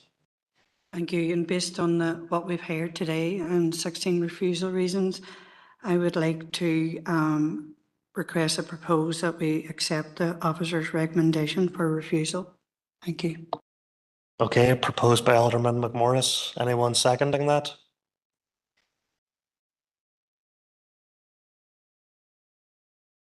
Alderman Kerrigan.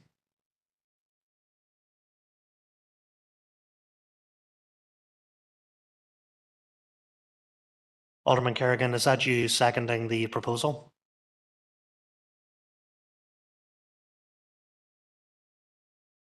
Sorry, Chair. The chat facility then wasn't working to get the button off. Sorry, apologies about that. Chair, given, as I say, there's one refusal reason's been removed, but there's still 15 reasons, and I just didn't have enough to warrant anything other. So I'm content to second the proposal put forward by Alderman McMorris. Thank you very much, Chair. Okay, thank you, Alderman. So proposed by Alderman. Chair, just before you carry on, can I just get advice from the city solicitor?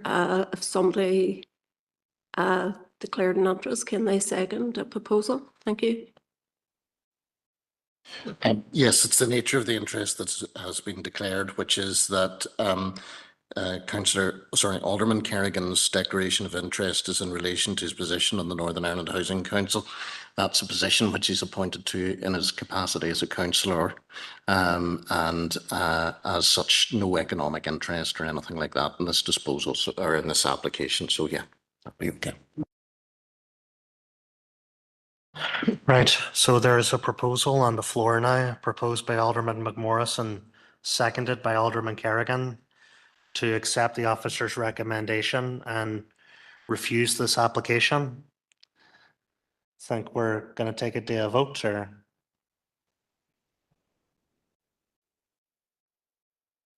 Thanks, Chair. Vice Chair. So this is the proposal to accept the officer recommendation for L11 2022 11860. Alderman Keith Kerrigan. For Suzanne. Alderman Mary McMorris. Or. Alderman Janice Montgomery. Or. Councillor John Boyle is here. Councillor Caroline Devine. Against. Councillor Sean Fleming. Neil. Councillor Paul Gallagher. Councillor Conor Heaney. No. Councillor Christopher Jackson has declared an interest. Councillor Fergal Leonard. Neil. Councillor Patricia Logue. Against. Councillor Patrick Murphy. Neil.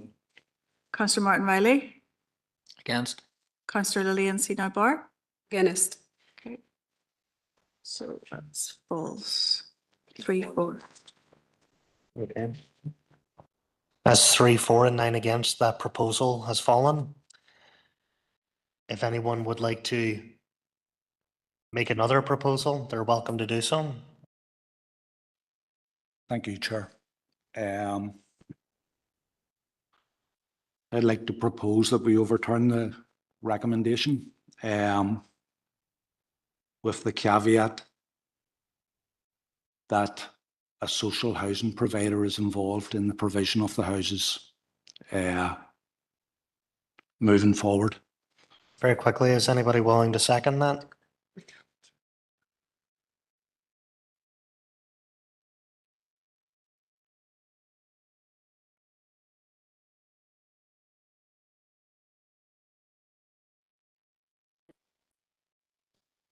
Councillor Murphy, would you be willing to take us through the refusal reasons? I'll try. Yeah, I've taken a few notes, so just bear with me. I suppose we all know the housing shortage in Derry. We need houses. This will add considerable weight for a social housing element of what I'm proposing. And if that is the case, then the exception for the refusal reasons 1, 2, 3, 4, and 5 would meet the exception test of HOU 1.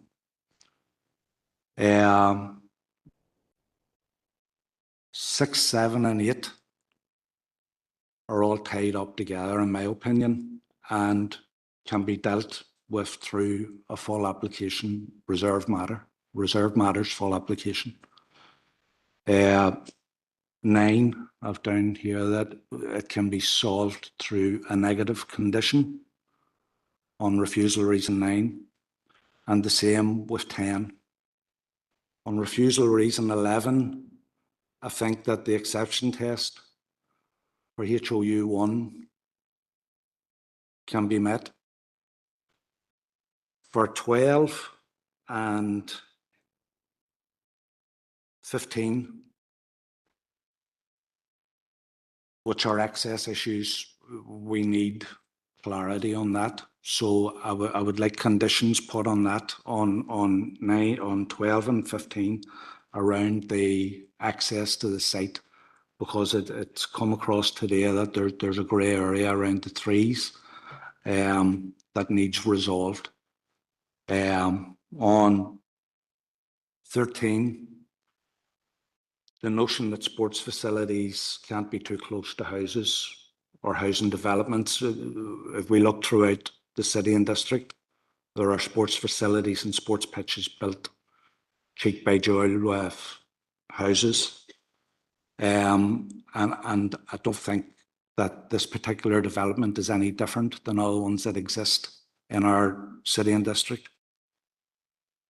Refusal reason 14 can be dealt with through the full application reserved matters. And going on to 16, though I believe that the water issue and the flooding issue has been addressed today. I suppose it's also worth noting that around the visual amenity of the site, I know the site well, the site is basically invisible unless you're looking over from the east bank, from the port area. So I think that it can be brought into it can basically, it can melt into the vicinity through development, which will come into with the reserve matter full application. I think Suzanne's looking to come in, so go ahead. Thanks, Chair. So members, we would be required obviously to have reasons to overcome all those 15 refusal reasons. And I know the councillor has provided a justification, just some advice on the justification, if just in terms of how to plan and just as per the protocol. It's the officer position, it's the officer's advice in terms of your exception for reasons 1, 2, 3, 4 and 5, how one would not be an appropriate exception, because the policy states clearly it is for the strategic management and allocation of land for housing land, okay? And then it talks about any applications that are required to meet an acute need shall be from the housing executive or a registered housing association. That's not the position here today, okay? So I'm just advising you of that. In relation to providing a link to social housing, that will be through a Section 76 planning agreement, okay? So that will be officer's advice on that. Refusal reasons 6, 7 and 8, in my view, could not be overcome at reserve matter stage. These are reasons advising that you know, why it's unacceptable and what the demonstrable harm is in terms of the countryside. So, you know, officer position is that would need to be overcome by an alternative means. It's not something we could do with a reserve matter stage. Refusal reason 9, yes, officers have withdrawn that. In terms of refusing reason 10, you propose a negative condition. Again, you know, the significant issue here is obviously that we feel that in terms of the scale and the layout and the design, this is too significant to be left to the reserve matter stage. In relation to number 12 and 15 and the access conditions 12. Sorry, did you say 12 and 15 the access? 15 the access. Again, the issue in relation to the TPO would probably, after the information provided today, we would probably be advising of new information and to assess the revised position potentially in terms of the TPO. In relation to number 12 and the OS policies of the LDP. Again, officers' view would be that that would need to be that we would need a reason to overcome that one as well. And then in relation to number 14 and 16, I think you have, or number 14, you have advised could be overcome at reserved matter stage. We would probably could deal with that with some sort of condition. Okay. In relation to number 16, the issue of flooding, it requires a flood risk assessment if we're going to develop anything on this site. Okay, so we don't have a flood risk assessment, so we don't know what the appropriate levels are that we would be working at or advising in terms of the construction above the freeford. We don't have any of that information. The coastal development policy refers us back to the flooding policy, which then advises that we would need a flood risk assessment. So we don't have that today. So like that is just advice. I know it's a lot of information. There's a lot of refusal reasons there. I'm happy to take any other queries or points on those as well. Thank you, Suzanne. Councillor Murphy, I think you mentioned some conditions as part of your proposal. Could you just clarify them for me, please?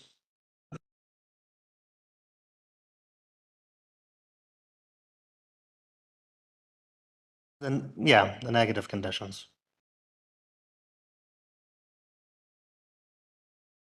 Sarah, can you put your microphone on?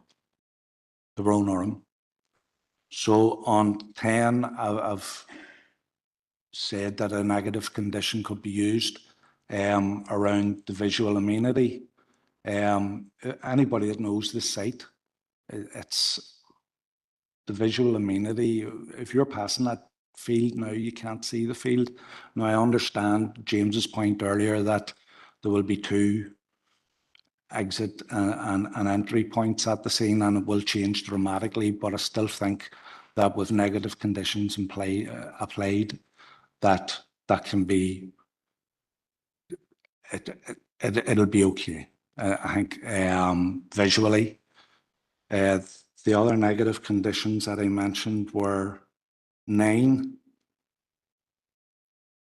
and that's around wastewater, and that, in my opinion, can be dealt with at the full application reserve matters.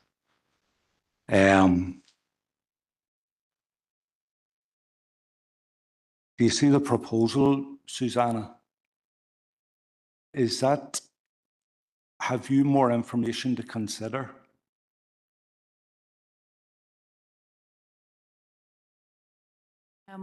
We have received no more information. So what we have, the report has been based on what has been received up until the late information. The other information, you know, in order to assess the flood risk and things like that, you know, a flood risk assessment would be required. That is not something that we would recommend conditioning, and you know, that has to be assessed as a principle of the development. Thank you.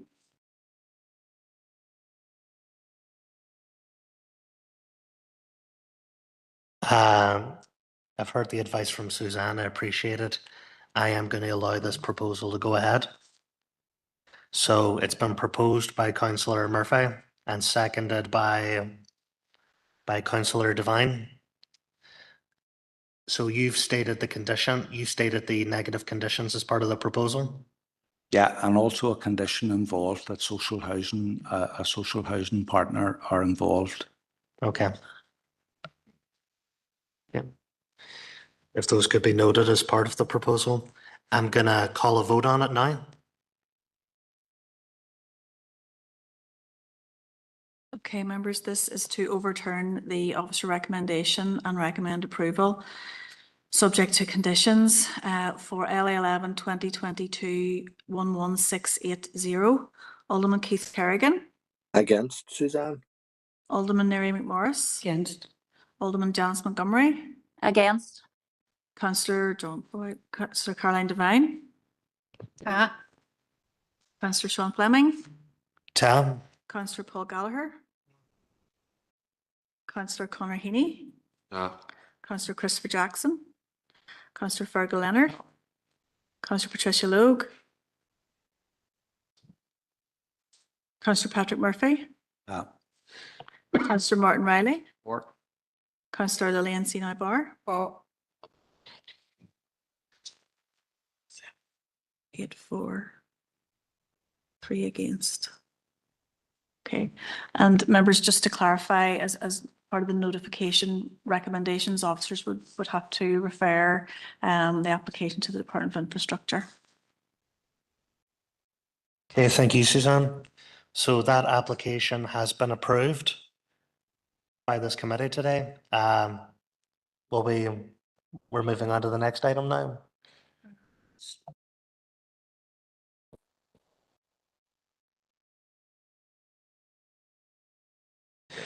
We're going to take a wee comfort break, about 10-15 minutes, and then we'll move on to the next item, and Councillor Boyle will probably be coming back to chair. Thank you.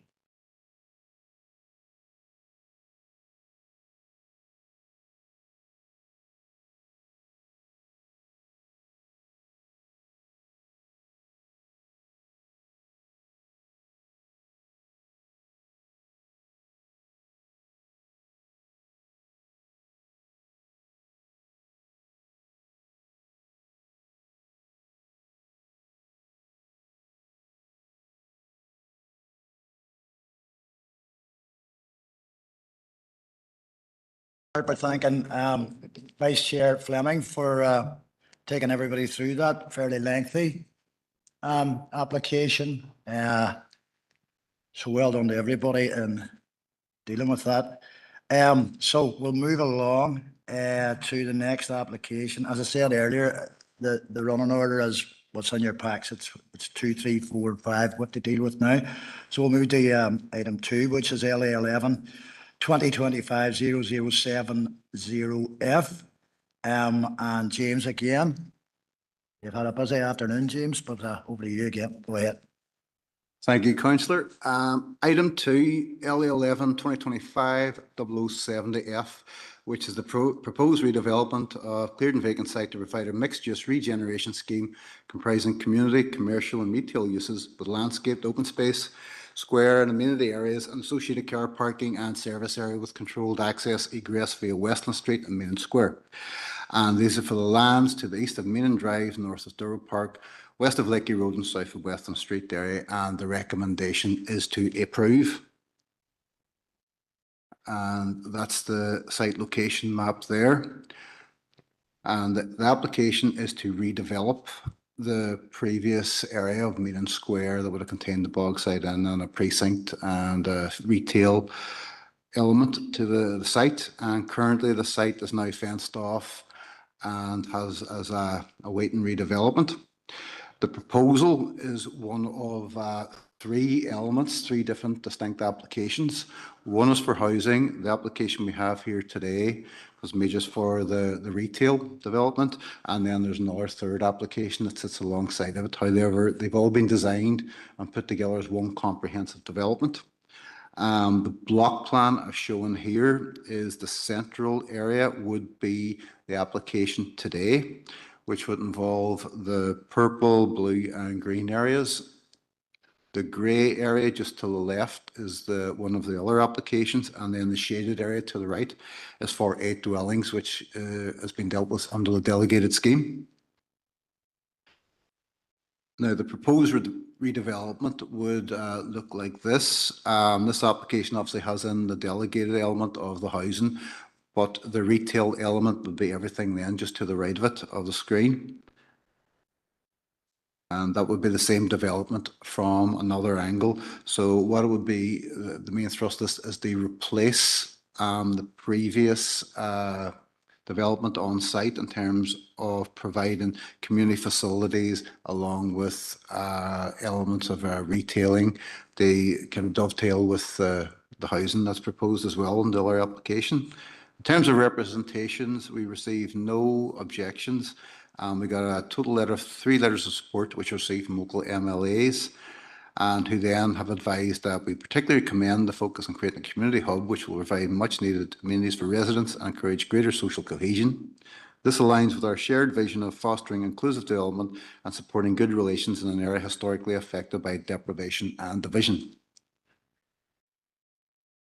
The application details are elaborated more in your planning committee pack from page 61 onwards, where we've detailed in quantitative and qualitative way as to what exactly is being proposed and breaking it down to the exact floor space. So in terms of what elements will be office, what elements will be retail, and we then assess it against these policies within the area plan.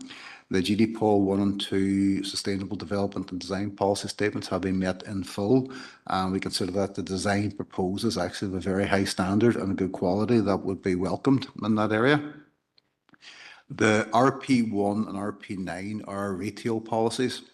And obviously the retail policies are geared towards city centre first to reinvigorate and to drive footfall in the city centre. However, RP9 does allow for out of centre development.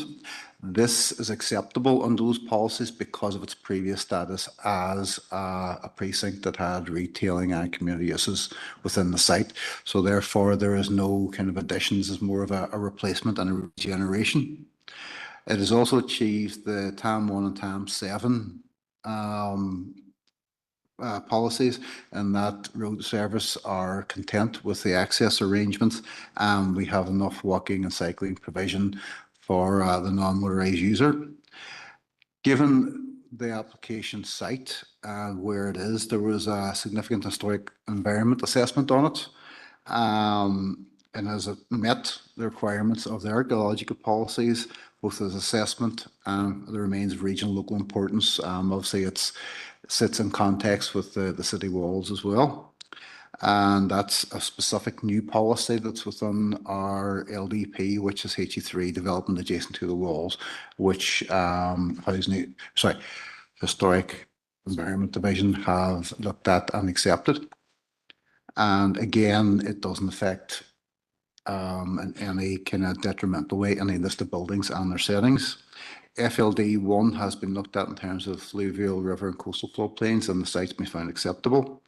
And again, a drainage assessment has been provided, so the development surface water pluvial flood risk has been achieved and assessed. FLD 5 is development and proximity controlled reservoirs. It's within Belize Lane 3, I think it is, in terms of an overspill area. However, there's been a management certificate provided, and DFA Rivers are content that this would not be affected, and this is their content. And policy NE1 nature conservation area has been assessed, but there is very little to no biodiversity value on site at present. This will actually increase with the development because there will be some planting dotted around there. So as you saw it with the photographs, there really is nothing but it's a derelict concrete slabs there. So that will actually improve. So therefore, in summary, the proposed redevelopment in Square to provide mixed-use regeneration scheme comprising community, commercial, and retail uses would be recommended as an approval to the Council's Planning Committee, subject to conditions outlined in the committee report. Thank you.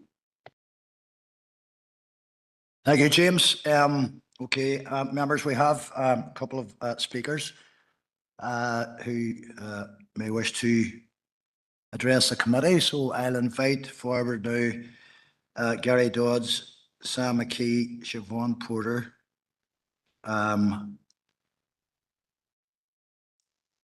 You're welcome to take a seat down in front here. Yeah. So, who's who, and introduce yourselves as you're going along, and that should work for the rest of us as well. So you've got 5 minutes to address the committee, so take it away. Thank you very much, Chair. Good afternoon, and good afternoon to the members. Thank you very much for letting us come and speak to you today. My name is Gary Dodds from Turley, and I'm joined by my colleague Sam McKee, also from Turley, and Siobhan Porter from Apex Housing Association. I want to start by thanking the planning officers in James for their diligent and proactive engagement throughout the application process and the assistance in getting the application before everybody today. The proposal being brought forward by Apex Housing Association in partnership with Urban Villages Initiative, who are supported by the Executive Office and Meaning Square Developments Limited. The redevelopment of the vacant and derelict site at Meaning Square will be a multi-million-pound transformational capital project and has been shaped by extensive collaboration between the local community, government partners and the applicant team. The Urban Villages Initiative is being delivered across five urban villages for which strategic frameworks have been prepared. The inclusion of this project in the Urban Villages Initiative is recognition of a deficit in community facilities in the area, which needs to be addressed to help support and assist in creating a thriving place that the local community are proud of, and to respond to specific challenges within the Bogside, Fountain Street and Bishop Street areas, namely dereliction, accessibility, social isolation, and negative perception linked to antisocial behaviour. The proposal forms part of a wider regeneration master plan, and James detailed the 3 applications for the area, which aims to create a fully shared and inclusive community hub, provide ease of access to essential services, local community facilities and local retail provision, which are currently lacking in this part of the city.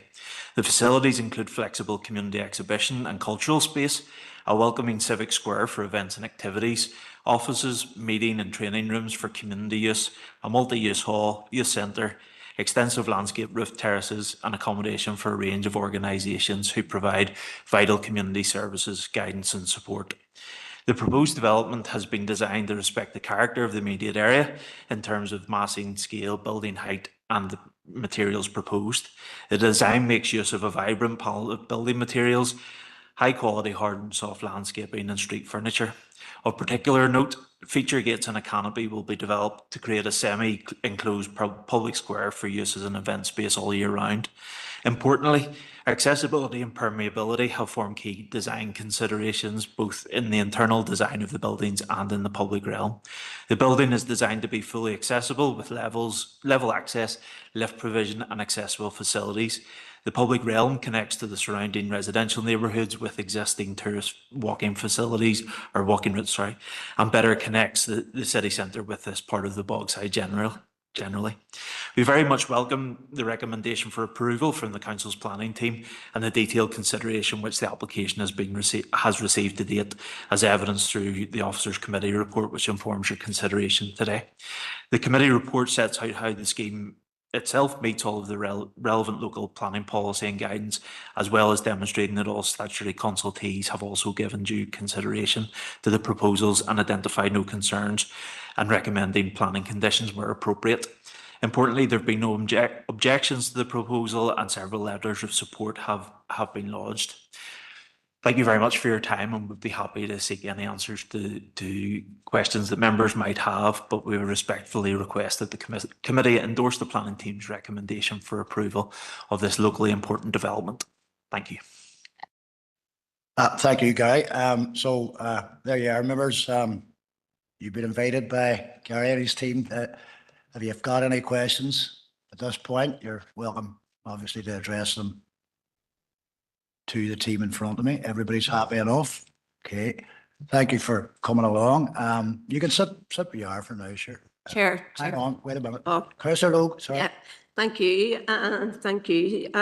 Gary, have you any idea if this got approval today when the build would actually start?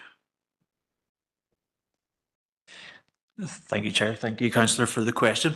Yes, there's obviously great importance and a great understanding of the need to get mobilised on site and commence this. So the intention is that construction would start in spring 2026, so at the beginning of next year, with the completion of the works intended for spring 2028. But that the intention would be to mobilise the site as soon as possible, as soon as reasonably possible following the... Great. Thank you. Okay, anybody else? Any questions? Okay, as I said, sit tight where you are for now. Okay, members, well, there's a recommendation in front of us here. It's very obvious what it is, and the recommendation is for an approval. So I will take proposals from the floor. Councillor Logue. Yes, actually, I'm delighted to be back in the chamber to be able to approve or to support this recommendation. I'd like to propose it. This has been long awaited by the local community. It's much needed investment for both facilities, for housing, and the people of that area deserve it after the many years that they've had to endure what was basically an eyesore on their doorstep. So thank you all for the work that the architectural team and the consultants have done on this, and I would like to propose that we approve it. Thank you. Thank you, Councillor Logue. That's a proposal from Councillor Logue. I actually, as a Moore councillor, I think it would be appropriate that I second the proposal. A fellow Moore councillor, might I add. Have you any questions, Councillor Barr? No, I don't have a question. I just want to make a comment, if that's okay. Just really to echo what Councillor Logue has said. I think looking at the images, this is such a beautiful site to look at, but taking away the challenges that we're facing in housing, it's a very welcome development. And I just want to say thank you very much for getting it over the line, and we'll be very happy to support. I fully concur with that, and just to add my own comments as well. Thank you, and thanks to everybody concerned with trying to bring this to fruition. It's certainly a very interesting and exciting project, and thanks for the answer as well in terms of the timeframes, etc. And I concur with Councillor Logue as well. You know, it's been a frustration for many people, an eyesore that has been taken from literally their front doorsteps in many cases. And I think I can speak for everybody in the neighbourhood as well, that it's very much welcomed. There's great opportunity here. It's an opportunity to provide valuable and vibrant space for people in the local community. It's a positive milestone for the people of the Bog site, but actually for the people citywide, I think, as well, you know, and clearly it's going to be a transformational project.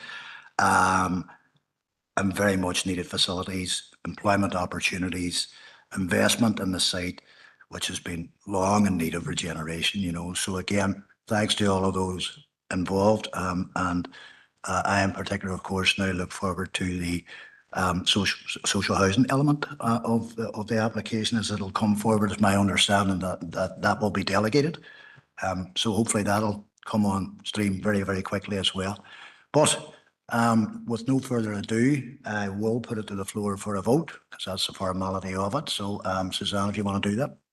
Mr. Chair, members, this is a proposal to accept the officer recommendation for L11 2025-0070F. Alderman Keith Kerrigan.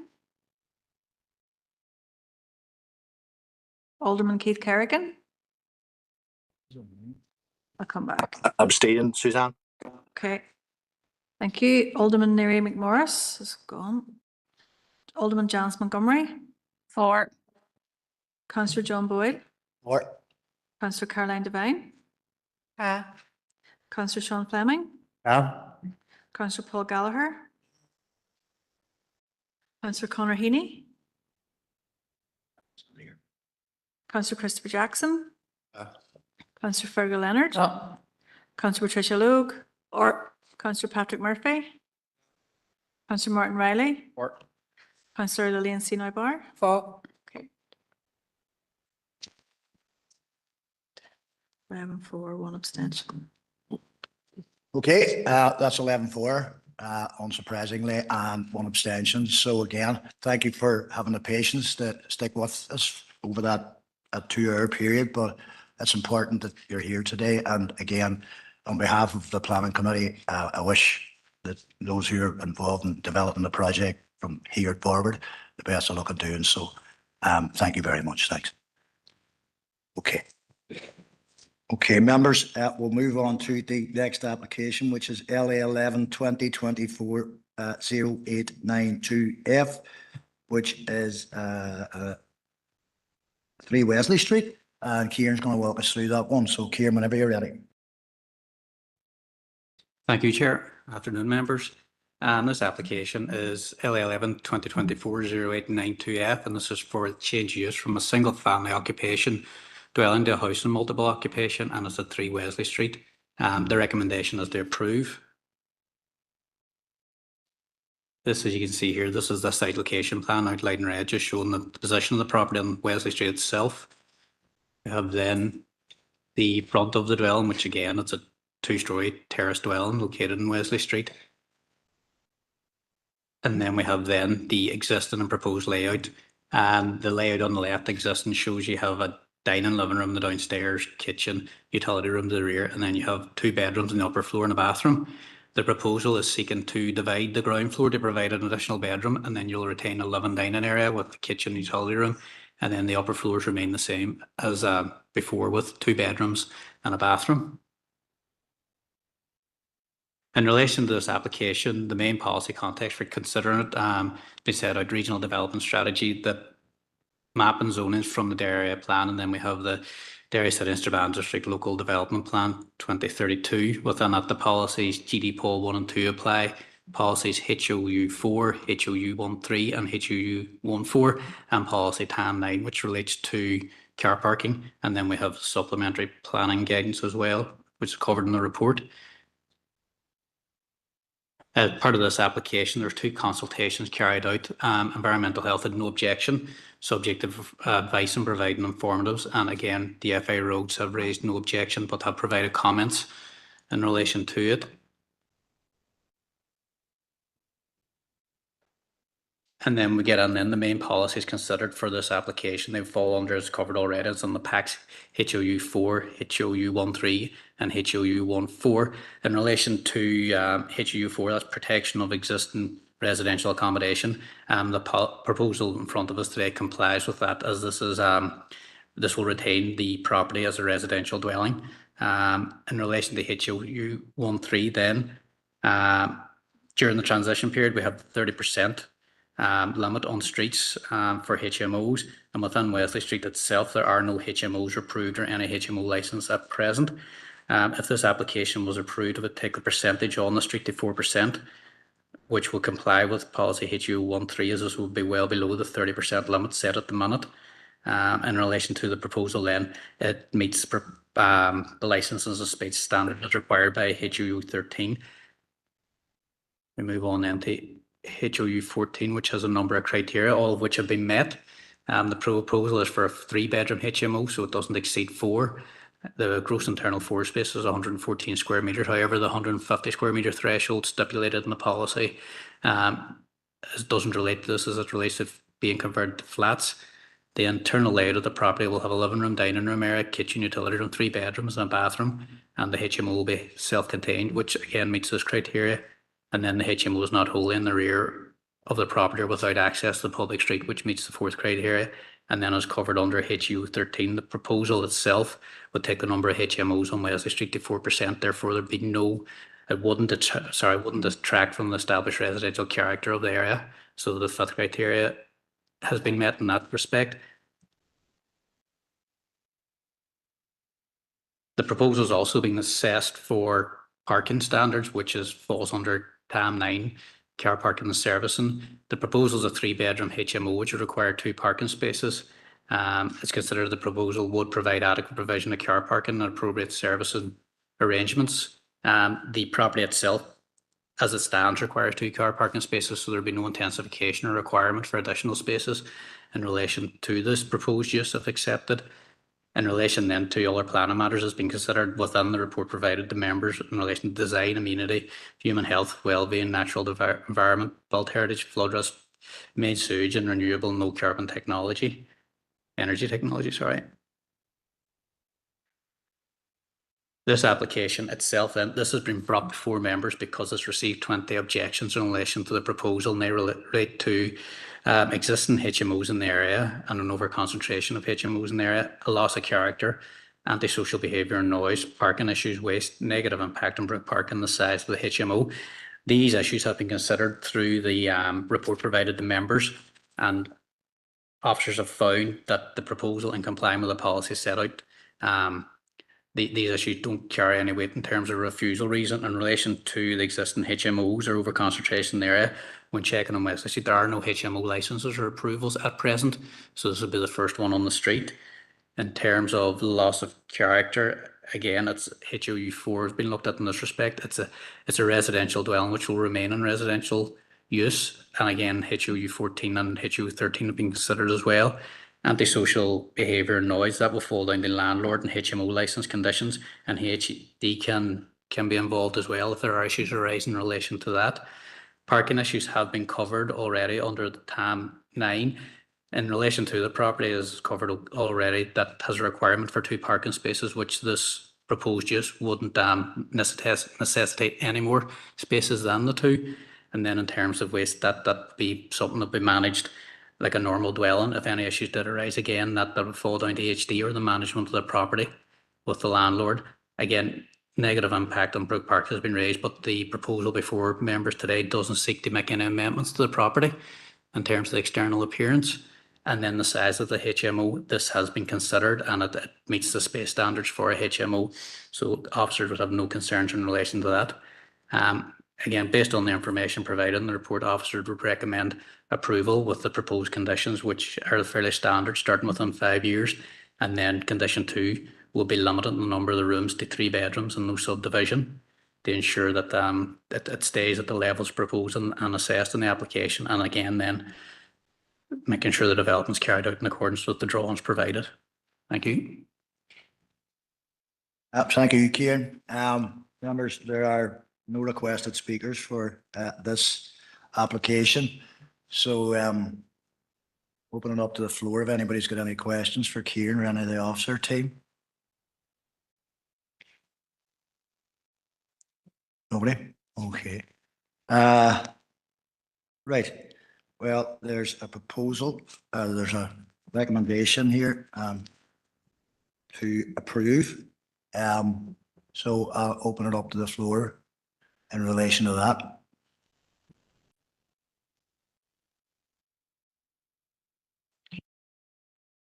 Do we have anybody, any proposers or any proposals at all? Councillor Jackson? Very good, Chair. And I sort of thank Kieran for the report, and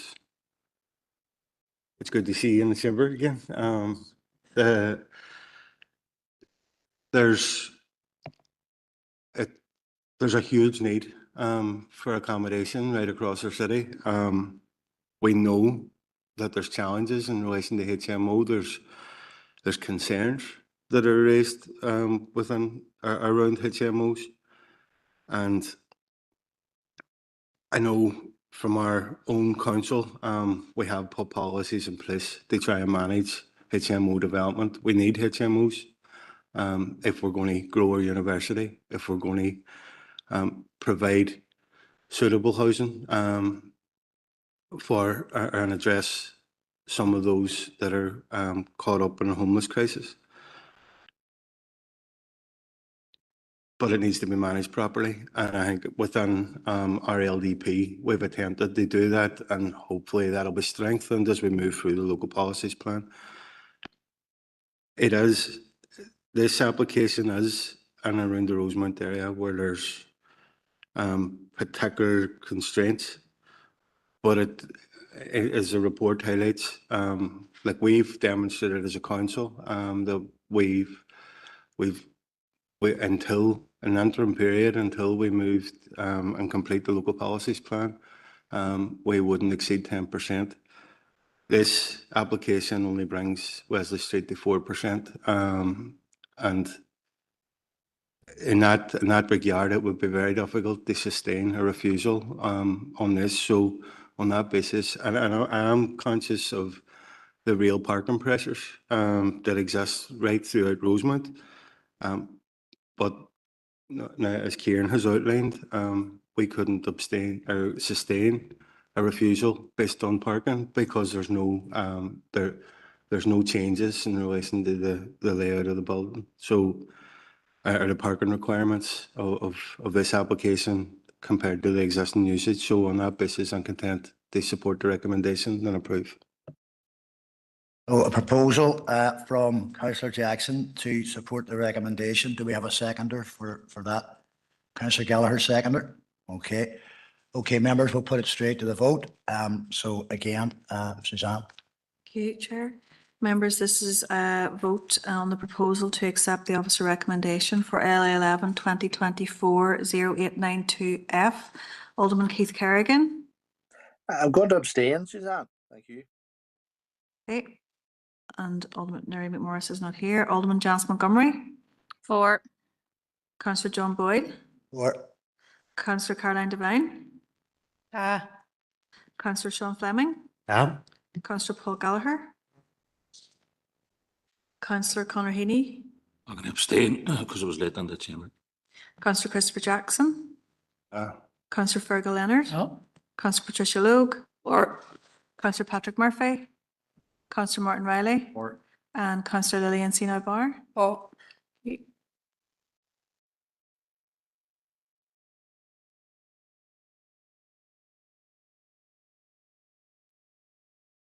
Okay, that's that proposal and recommendations carried. That was 11 and 2 abstentions. 11 for, 2 abstentions. Thank you, members. We'll move swiftly along to the next one, item 4 on the list, which is LA 11 2025 102F. And again, and Kieran, actually, it was remiss of me not to welcome you back into the chamber. So, of course, on behalf of us all, you're very welcome. And you're up again on this one. So whenever you're ready, Kieran. Thank you, Chair. Thank you, members. Yeah, this is item 4, L11 2025-0102. This relates to the replacement of a single-storey rear extension and a change of use to a 4-bedroom HMO located at 9 Fountain Street, and the recommendations to approve. This is just a site location plan. Again, it shows the property itself outlined in red and it backs onto the city walls. And then we have a picture of the front of the property itself then on Fountain Street. As highlighted, the proposal is this change of use and extension. This is the layout of the property as it stands at the minute. We've got a rear return on ground level and then open plan first floor level. We've got 2 bedrooms on the upper floor and then the top floor with another 2 bedrooms. Or sorry, additional a bedroom and bathroom, sorry. And then the proposal then is seeking to remove the rear return, rebuild it and add an additional bedroom on the ground floor, and then we have the remaining bedrooms on the upper floor and bathroom which remain the same. This development itself has been considered against a number of policies due to its location beside the city walls. So you've got the GD Paul 1 and 2, you've got tab 9 again for your car parking, and then we have HE1 in relation to archaeological remains and regional and local importance.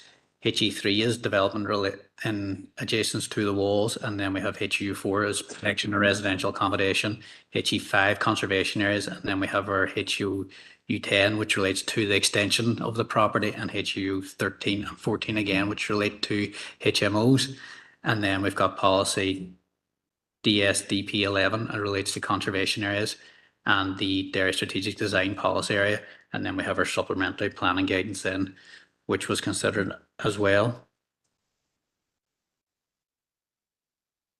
In relation to this, we've carried out consultations with Environmental Health, who have provided informatives and advice and no objection to it. Historic Environment Division, historic monuments are content subject to a number of conditions which have been applied, and they relate to a temporary freestanding fence during the construction phase. This would be agreed along with the developer funded programme on archaeological works, and then Historic Environment Division, historic buildings, they're content that the buildings are sufficiently removed and situated within the established developed environment. In this application itself, there's been no representations received.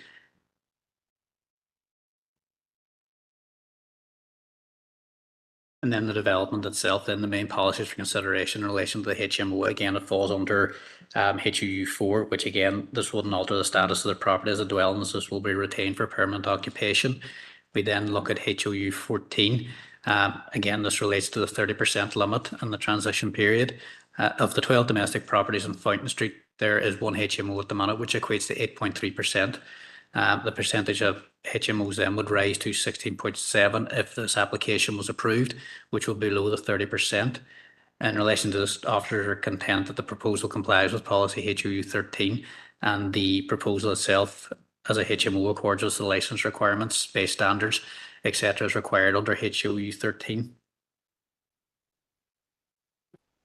In relation to policy HOU 14 then, the 5 criteria again have been met for this proposal.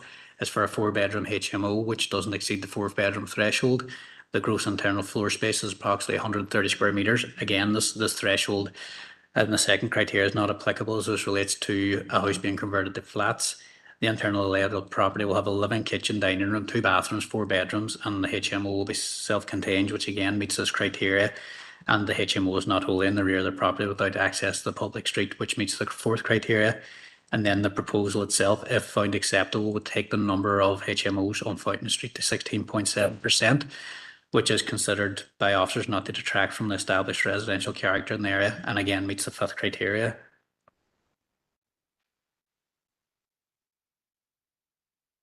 The proposal is also being considered then against TAM 9, again in relation to parking, and is considered that the proposal provides adequate parking and services and arrangements. The development or the property itself had a requirement for 2 spaces, which this property itself will have a requirement for as well. It's also located within Zone A, which is a commercial core. Again, Historic Environment Division, they have been contacted as well, and as highlighted already, they're content with the development in terms of the extension to the rear, subject to conditions and a temporary freestanding fence during construction. And the proposal itself then complies with policies HE1, HE2A and B, HE5, and then policies GD Pol 1, policy 5, and then Inner City Core GD Pol 2 and policy 11, DSDP 11. This then is just the extension. It's probably not very clear, it'll be better in the packs, but there is an existing extension to the rear of the property with then the proposal to knock that down and rebuild. The extension itself then has been considered against policy HOU 11 for assessment. Officers have considered it and find it acceptable in terms of scale, form and mass, and no loss of amenity or detrimental impact in the local area. In terms of this is where consultations with Historic Environment Division have taken place, and they've recommended a number of conditions upon approval to allow for, as is covered already, a fence to the rear of the property during works and a programme of archaeological works as well to ensure any remains are recorded. Again, this has to be done through discharge through conditions, which have been suggested at the end. Other matters then considered design, amenity, human health, natural environment, built environment, flood risk, main sewage service, and renewable and low carbon energy technology, which was covered in the report, and officers find that the proposal is acceptable and meets all the policies in relation to those. In relation to the proposal then, officers recommend approval with the conditions proposed, which again, we have the standard time limit condition, then we have our condition in relation to the number of bedrooms within the dwelling that should remain there and shouldn't be subdivided. And then we get on then to conditions provided by HED in relation to site works not taking place until the fence has been erected, access being afforded at reasonable times to an archaeologist. And then having a programme of archaeological works, etc., put onto the council for review, and no works of any nature taking place other than in accordance with those works then upon approval. And again, then a programme of post-excavation analysis in relation to the development. And again, these conditions are necessary due to the proximity to the city walls and the fact that there's a new extension proposed to this. Thank you, members.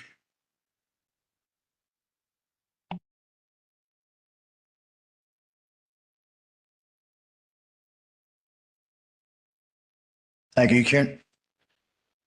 Okay, members, again, no requested speaking rights on this particular application in front of you. Recommendation is to approve, and I'll take any proposals that are coming from the floor. Councillor Jackson.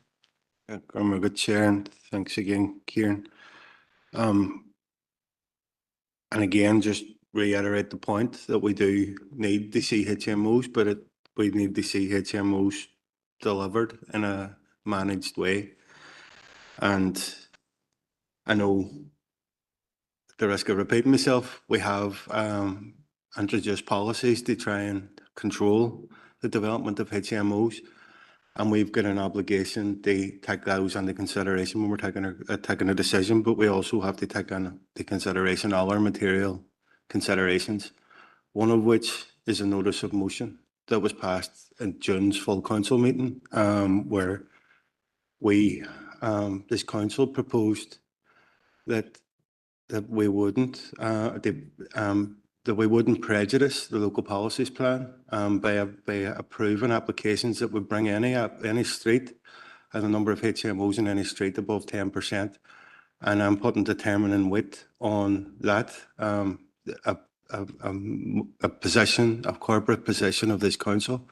So on that basis, I'm proposing that we overturn the officer's recommendation and refuse this because it would prejudice or could potentially prejudice our local policies plan, the decisions taken within that, and by bringing this particular street up over 16% of HMOs. Thanks, Chair.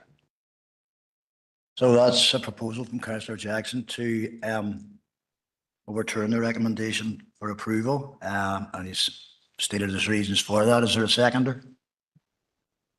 Councillor Fleming to second. Okay, so I'll put that to the floor. Can we now take it to the vote? Thanks, Chair. Members, this is a proposal to overturn the recommendation for LA 11 2025 0102F and the recommendation to refuse Alderman Keith Kerrigan Suzanne, I'm going to abstain on this one as well. and Alderman Neri McMorris, not here. Alderman Janice Montgomery. For Suzanne. Councillor John Boyle. Or Councillor Caroline Devine. Councillor Sean Fleming. Councillor Paul Gallagher. Councillor Conor Heaney. Councillor Christopher Jackson. Councillor Fergal Leonard. Councillor Patricia Logue. Councillor Patrick Murphy. Councillor Martin Riley. Councillor Lillian Sinai-Barr.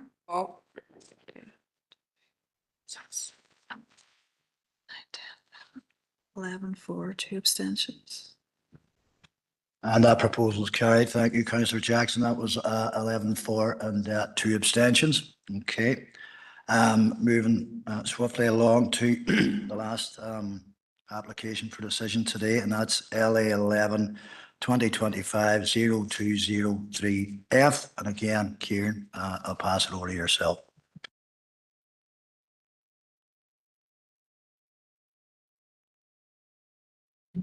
Thank you, Chair. Thank you, members. Yeah, it's covered as item 5. It's LA 11 2025 0203, and it relates to the change use of a dwelling to a house of multiple occupation at 6 High Street, and the recommendation is to approve.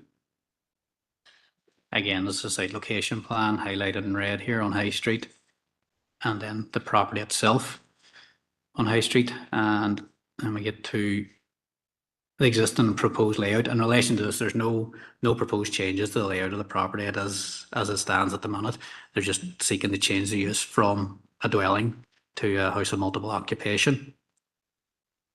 Again, in relation to this, the policies considered fall under the regional development strategy, Derry area plan maps, zonings only, and then the Derry City and Strabane District Council local development plan.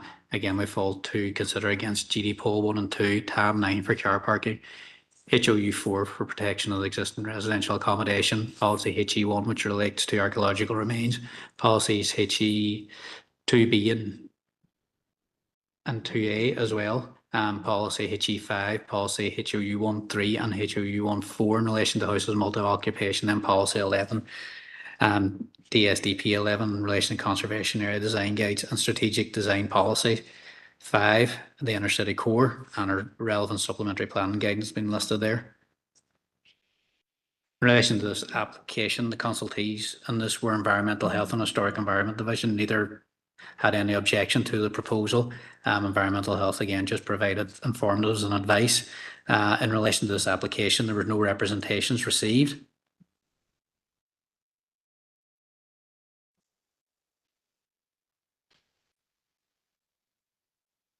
Again, then we fall into assessment. The main policies in relation to this fall to HOU 4, HOU 13, HOU 14. In relation to HOU 4, again, the proposal, if approved, wouldn't alter the status of the property as a dwelling and will retain for permanent occupation.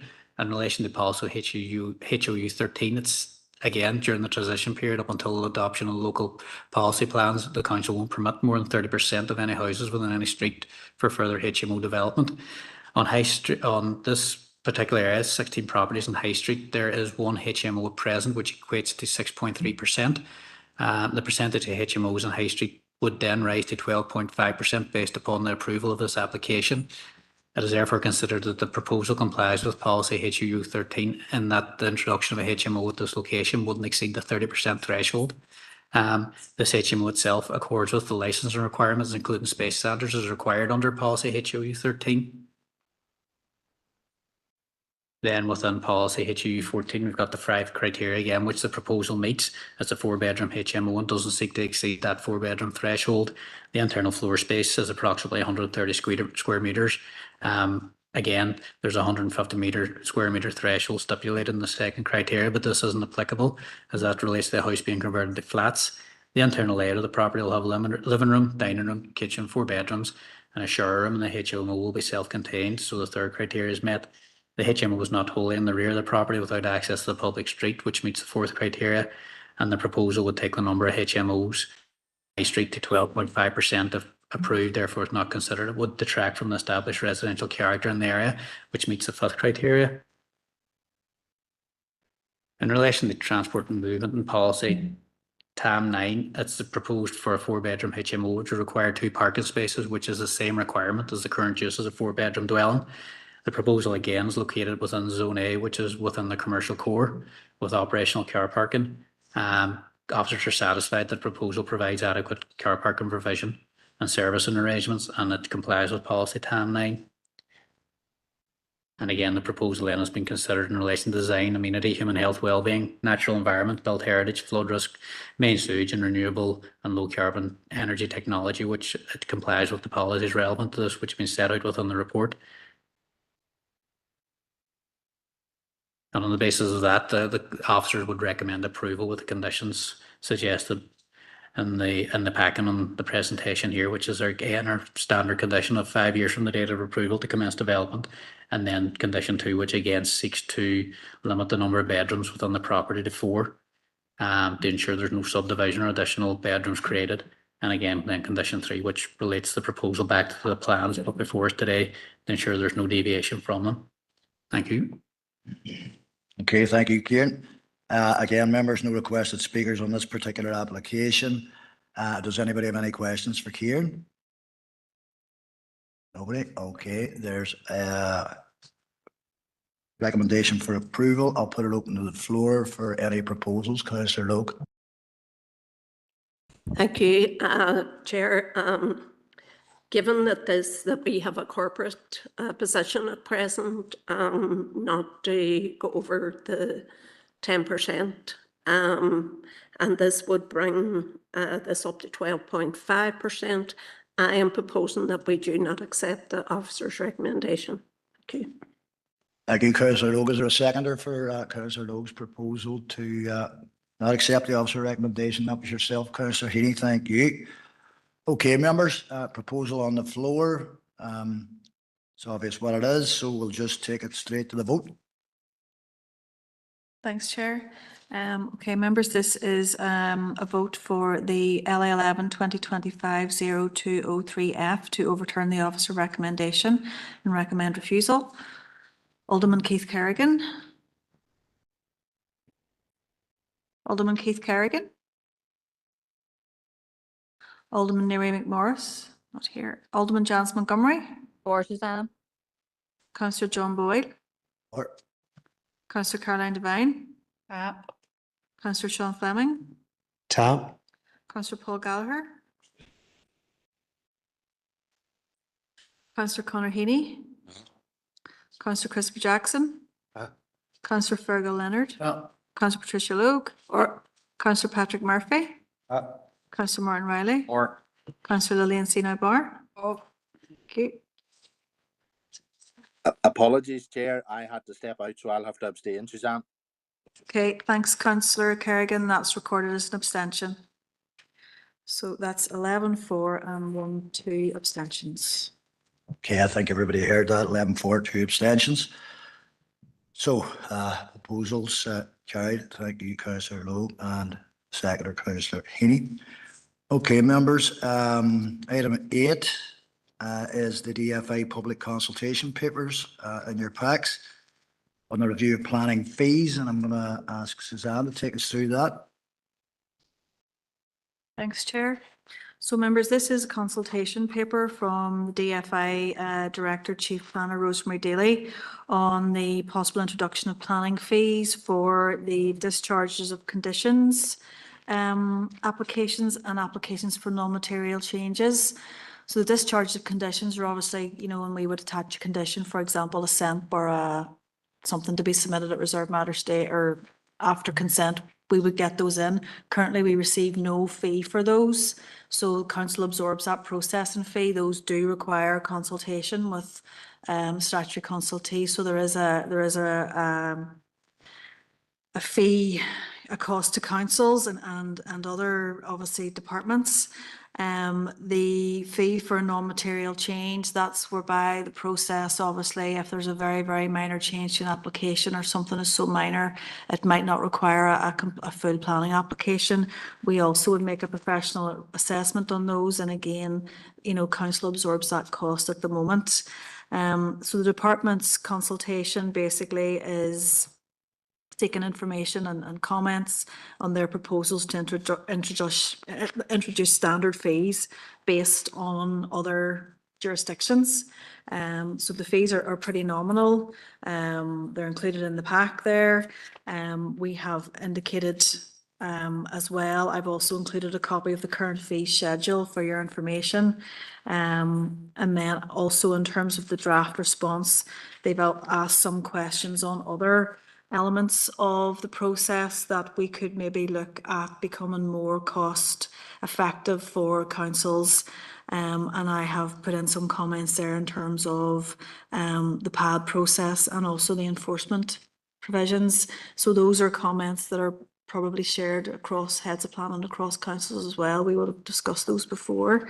So happy for your views and happy to discuss and amend any response. Thank you. Thank you, Suzanne. Anybody got any contribution they'd like to make? Councillor Jackson, go ahead. Thanks. I suppose in the first instance they say that we welcome the consultation. And if there's steps here, they protect ratepayers, because ultimately it's the ratepayers that are picking up the costs for tasks and duties that we're not able to charge for.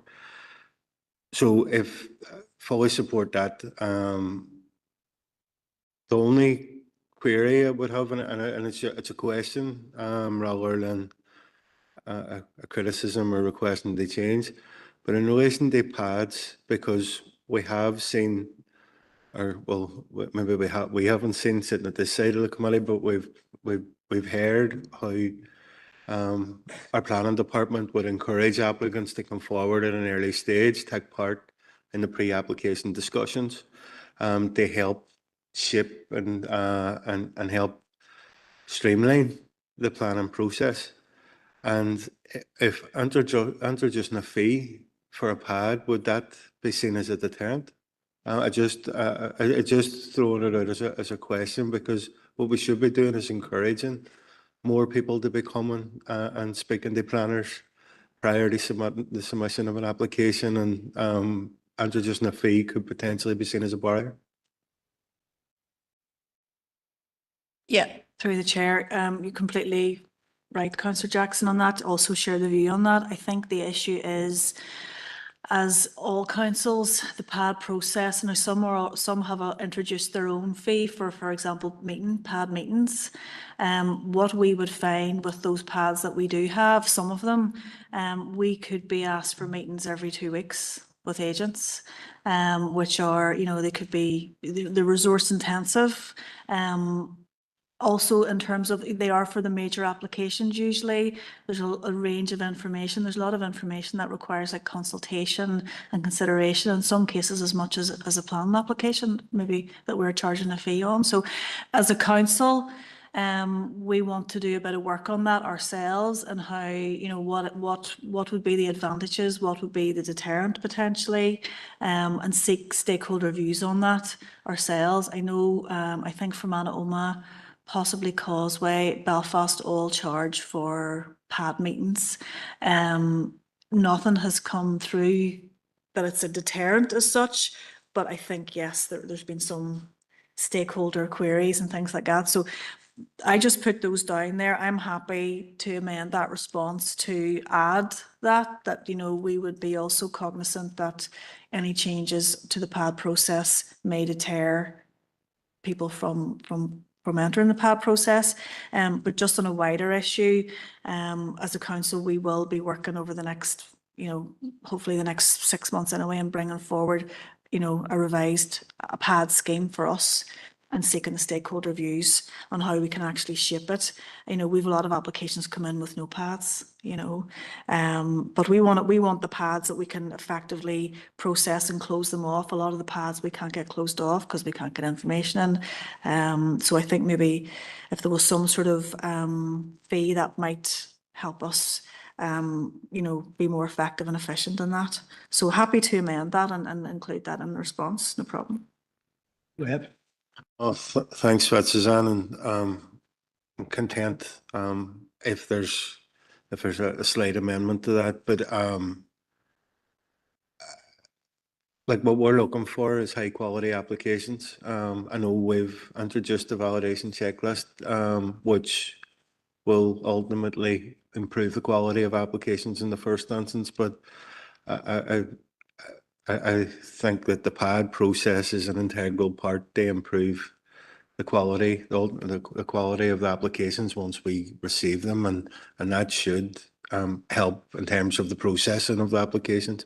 So, but if there's like the pad meetings shouldn't be happening every 2 weeks, and they shouldn't be resource intensive, and if they are, then there needs to be some sort of cost recovery. So from our perspective, we wouldn't, as long as it's factored in as part of our response, we're content with that.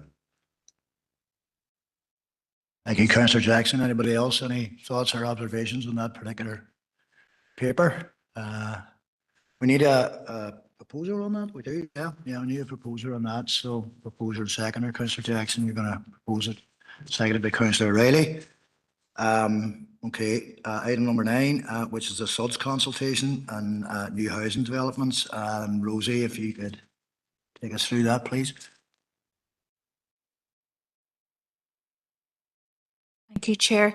Yes, members, earlier this year, the DFI Minister introduced a bill into the Assembly for water, sustainable drainage and flood management. So this consultation is to seek the views of interested parties on the development of policy for future regulation of SUDS in housing developments, as well as gathering essential information and opinions on key policy areas, the potential implementation challenges and the opportunities to promote SUDS. So at present, a lot of time, you know, drainage is generally addressed through hard SUDS, which is like oversized pipes. And whilst this can help control the rate that water is discharged to rivers, they offer little or no benefit environmentally or in an amenity perspective. So what this paper or this consultation is proposing then are nature-based SUDS, where you're designing in infrastructure that basically mimics the natural water process where water will infiltrate more slowly into the ground. Now, unlike structural SUDS that are often adopted by NI Water, there's no formal arrangements for the approval or agreeing the ownership or management of the nature-based SUDS. Our policies now generally promote nature-based SUDS, but there's no government department or agency that currently has any legislative powers around these. So there's no agreed process for assessing them or approving their design. So it's envisaged that to take this forward, a SUDS approval body or bodies will have to be established. There's currently none of the existing drainage authorities adopt or maintain the nature-based SUDS, and it's not yet clear where this responsibility will lie, but that's the purpose of the consultation.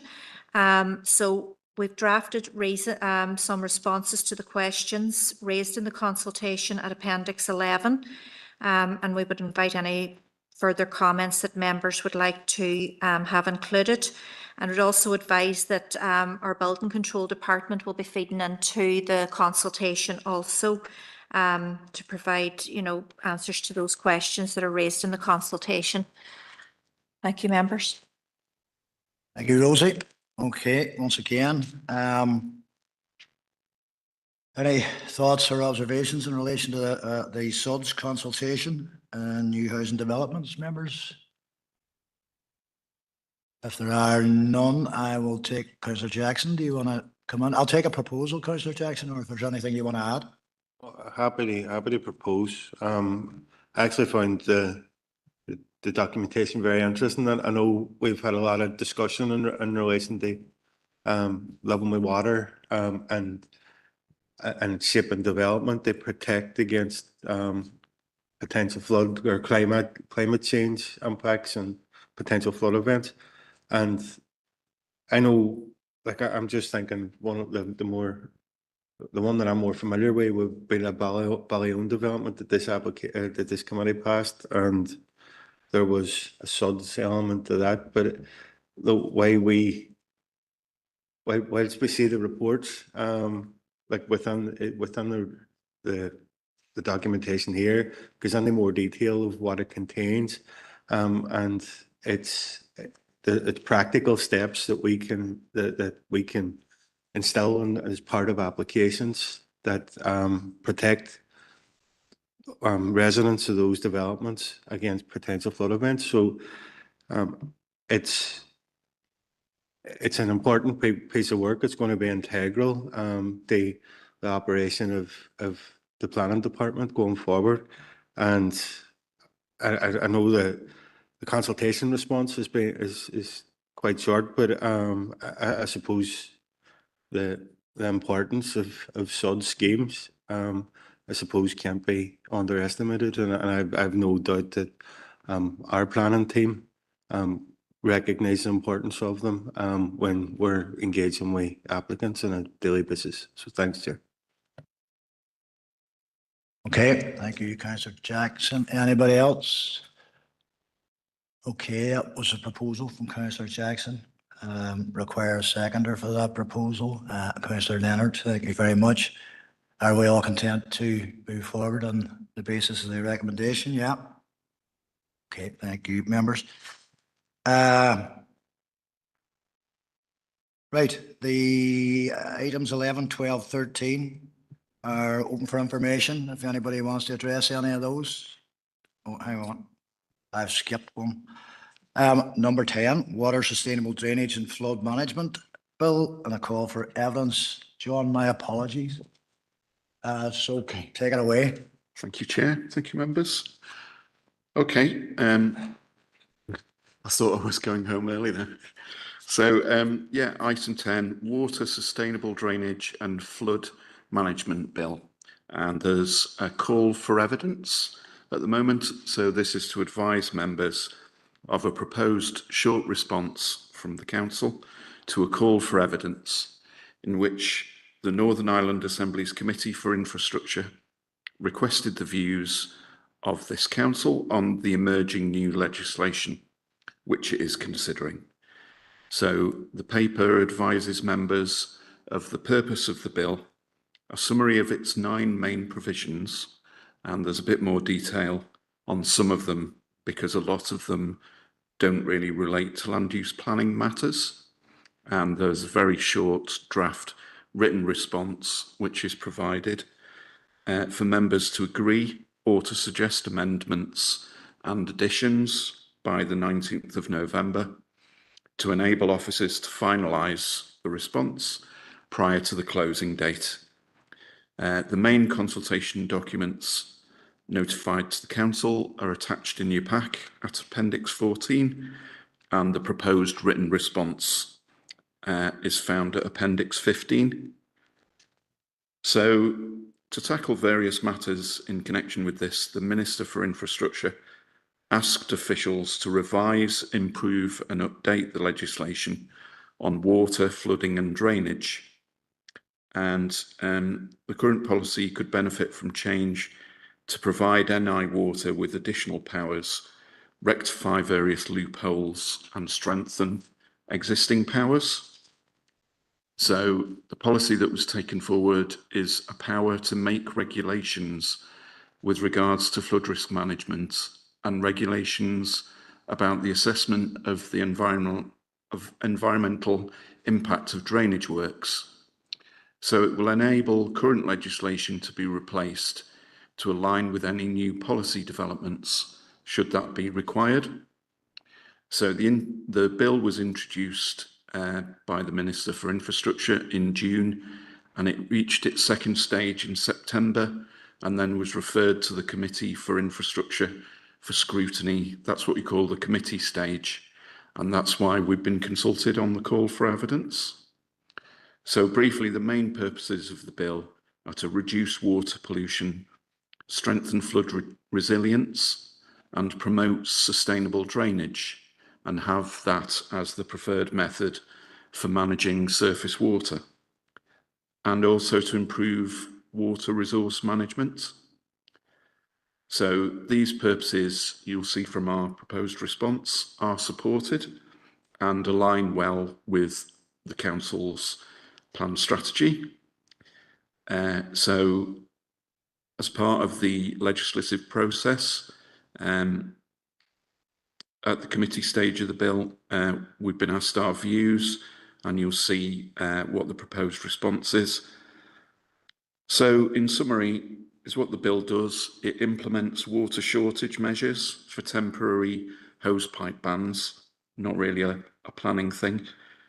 But importantly, it has enabling powers to introduce arrangements to establish the use of sustainable drainage systems as the preferred drainage solution in new developments.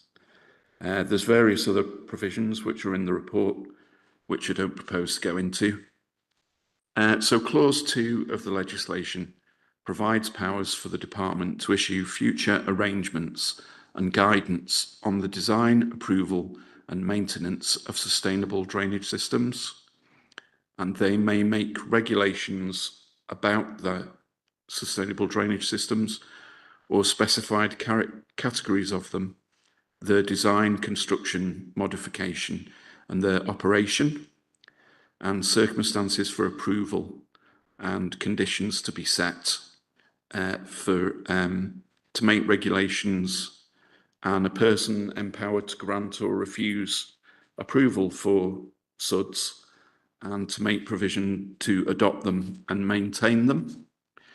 So really all those things would require further legislation. This is really an enabling bill that would allow all that to happen.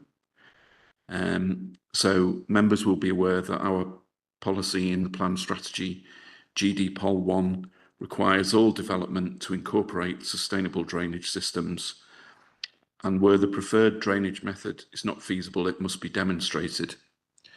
So to have legislation encouraging the use of sustainable drainage systems as the preferred method will make it much easier for this to start happening locally and for it to become normal practice. So briefly, it is recommended that members note the contents of the report, review the draft written response, and to agree it or to suggest amendments by the 19th of November. Thank you, Chair. Thank you, John, and also noted that the Council broadly supports the bill with a few other tweaks on it. Councillor Devine. Chair, thank you. Thanks, John, for the report. I have just a couple of minor additions, if that's possible. and it's in relation to clause 6, the grants for domestic flood protection in high-risk areas.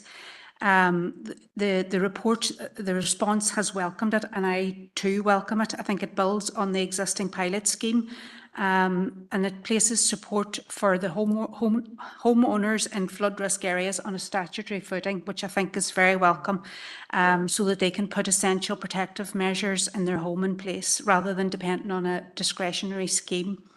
I think we need to strengthen resilience at both homeowner and community level, because we know now there is an increased risk of flooding linked to climate change. I also actually just want to reference and welcome the increase in the maximum grant ceiling from 10,000 to 13,700. I think that's also a very positive step. I would like us to include, if possible, that consideration would be given to allow homeowners to reapply for funding up to the maximum amount if their circumstances or the flood risk level changes over time. Also, and I'm sure many other councillors will have heard this, that flooding just also has a very devastating impact on community and sporting groups, so voluntary organisations, financially, physically and emotionally. And a lot of those groups are run by volunteers. So again, I would like to suggest that maybe we include a comment that voluntary organisations who meet the same criteria would be able to avail of the flood protection grant scheme as well. Thank you, Chair. Thank you, Councillor Devine. Councillor Riley. Thanks, Chair, for bringing me in. And can I support the previous speaker in her proposal, seconding it if needed, in terms of the additional points to make to the report. Thanks to John and the officer for talking us through what's already presented in Appendix 15. I do think that, you know, our own experience in this council area over a number of years, a decade or more, in terms of the climate change and the impact that it has, you know, we're in a good position, unfortunately, to provide a call for evidence in terms of having endured a number of flooding instances across the council area. Part of what has been very valuable in dealing with those experiences has been, as Councillor Devine has outlined, the community and voluntary responses to that. Local people coming together to deliver flood resilience at a time when their own properties are at peril, and people working together to make sure that that difficulties are abated where possible. So I think in terms of the call for evidence, it strikes me that maybe at 1.2 we're able to draw out some specific examples of that in relation to the work that was undertaken at a number of places in the council area over recent years. In relation to 2.8 on page 278 of the report, you know, we talk around the provision in clause 12, which provides powers for sewers undertakers to adopt and maintain certain sections of privately owned drainage infrastructure. We see that regularly as local councillors, people coming to us because particularly work that has been carried out on sewers means that they're not being able to be adopted to the, and that then causes problems for when people are trying to deal with house sales, trying to deal with the impact of flooding in their area, and often it is really frustrating for people who have bought a house in an area thinking that it'll be connected to the public network, and it can't be connected because of privately owned drainage infrastructure not being up to standard. So anything that can be done to abate those concerns as outlined in clause 12, I think would be useful. And finally, just in relation to the comments for today, in terms of the flood resilience, we know at those times when the weather takes a rapid, and it often is rapid, it's not something that people can foresee and plan for with a great degree of time. So when they're dealing with things that have happened very quickly in terms of the weather taking a turn for the worse, there is a demand constantly for sandbags across our council area. How and where DFI themselves plus local council and other statutory bodies pull together to provide those locations for the that community infrastructure has been found wanting in the past. And I think that this call for evidence gives us a chance to highlight the fact that when sandbags are required at an urgent need, there has to be enough provision provided for that across the council areas. I know from experience, having been at the depot in the Waterside, DFI simply don't have enough sandbags at times, and that created real problems. And how those sandbags are then distributed goes back to what we were talking a moment about in terms of the community and voluntary response, that is so crucial to getting the sandbags out of a depot to where they're required. So I think there's ample evidence that we have in this council area. So I'm really happy to see officers responding to this call for evidence with what they've drafted so far, and happy to support Councillor Devine's additional points, including my own additional remarks. Chair, thank you. Okay, did you get all that? And anything you want to add that yourself? Yeah. Sorry, is there anybody else wants to make any observations before I give John the opportunity to come back? And thanks, Councillor Reilly, and thank you, Councillor Devine. All good points, I think. Go ahead, John. I've made a note of those comments, so we will consider those in our response. I thank the members for the contributions. Okay, cheers. All right.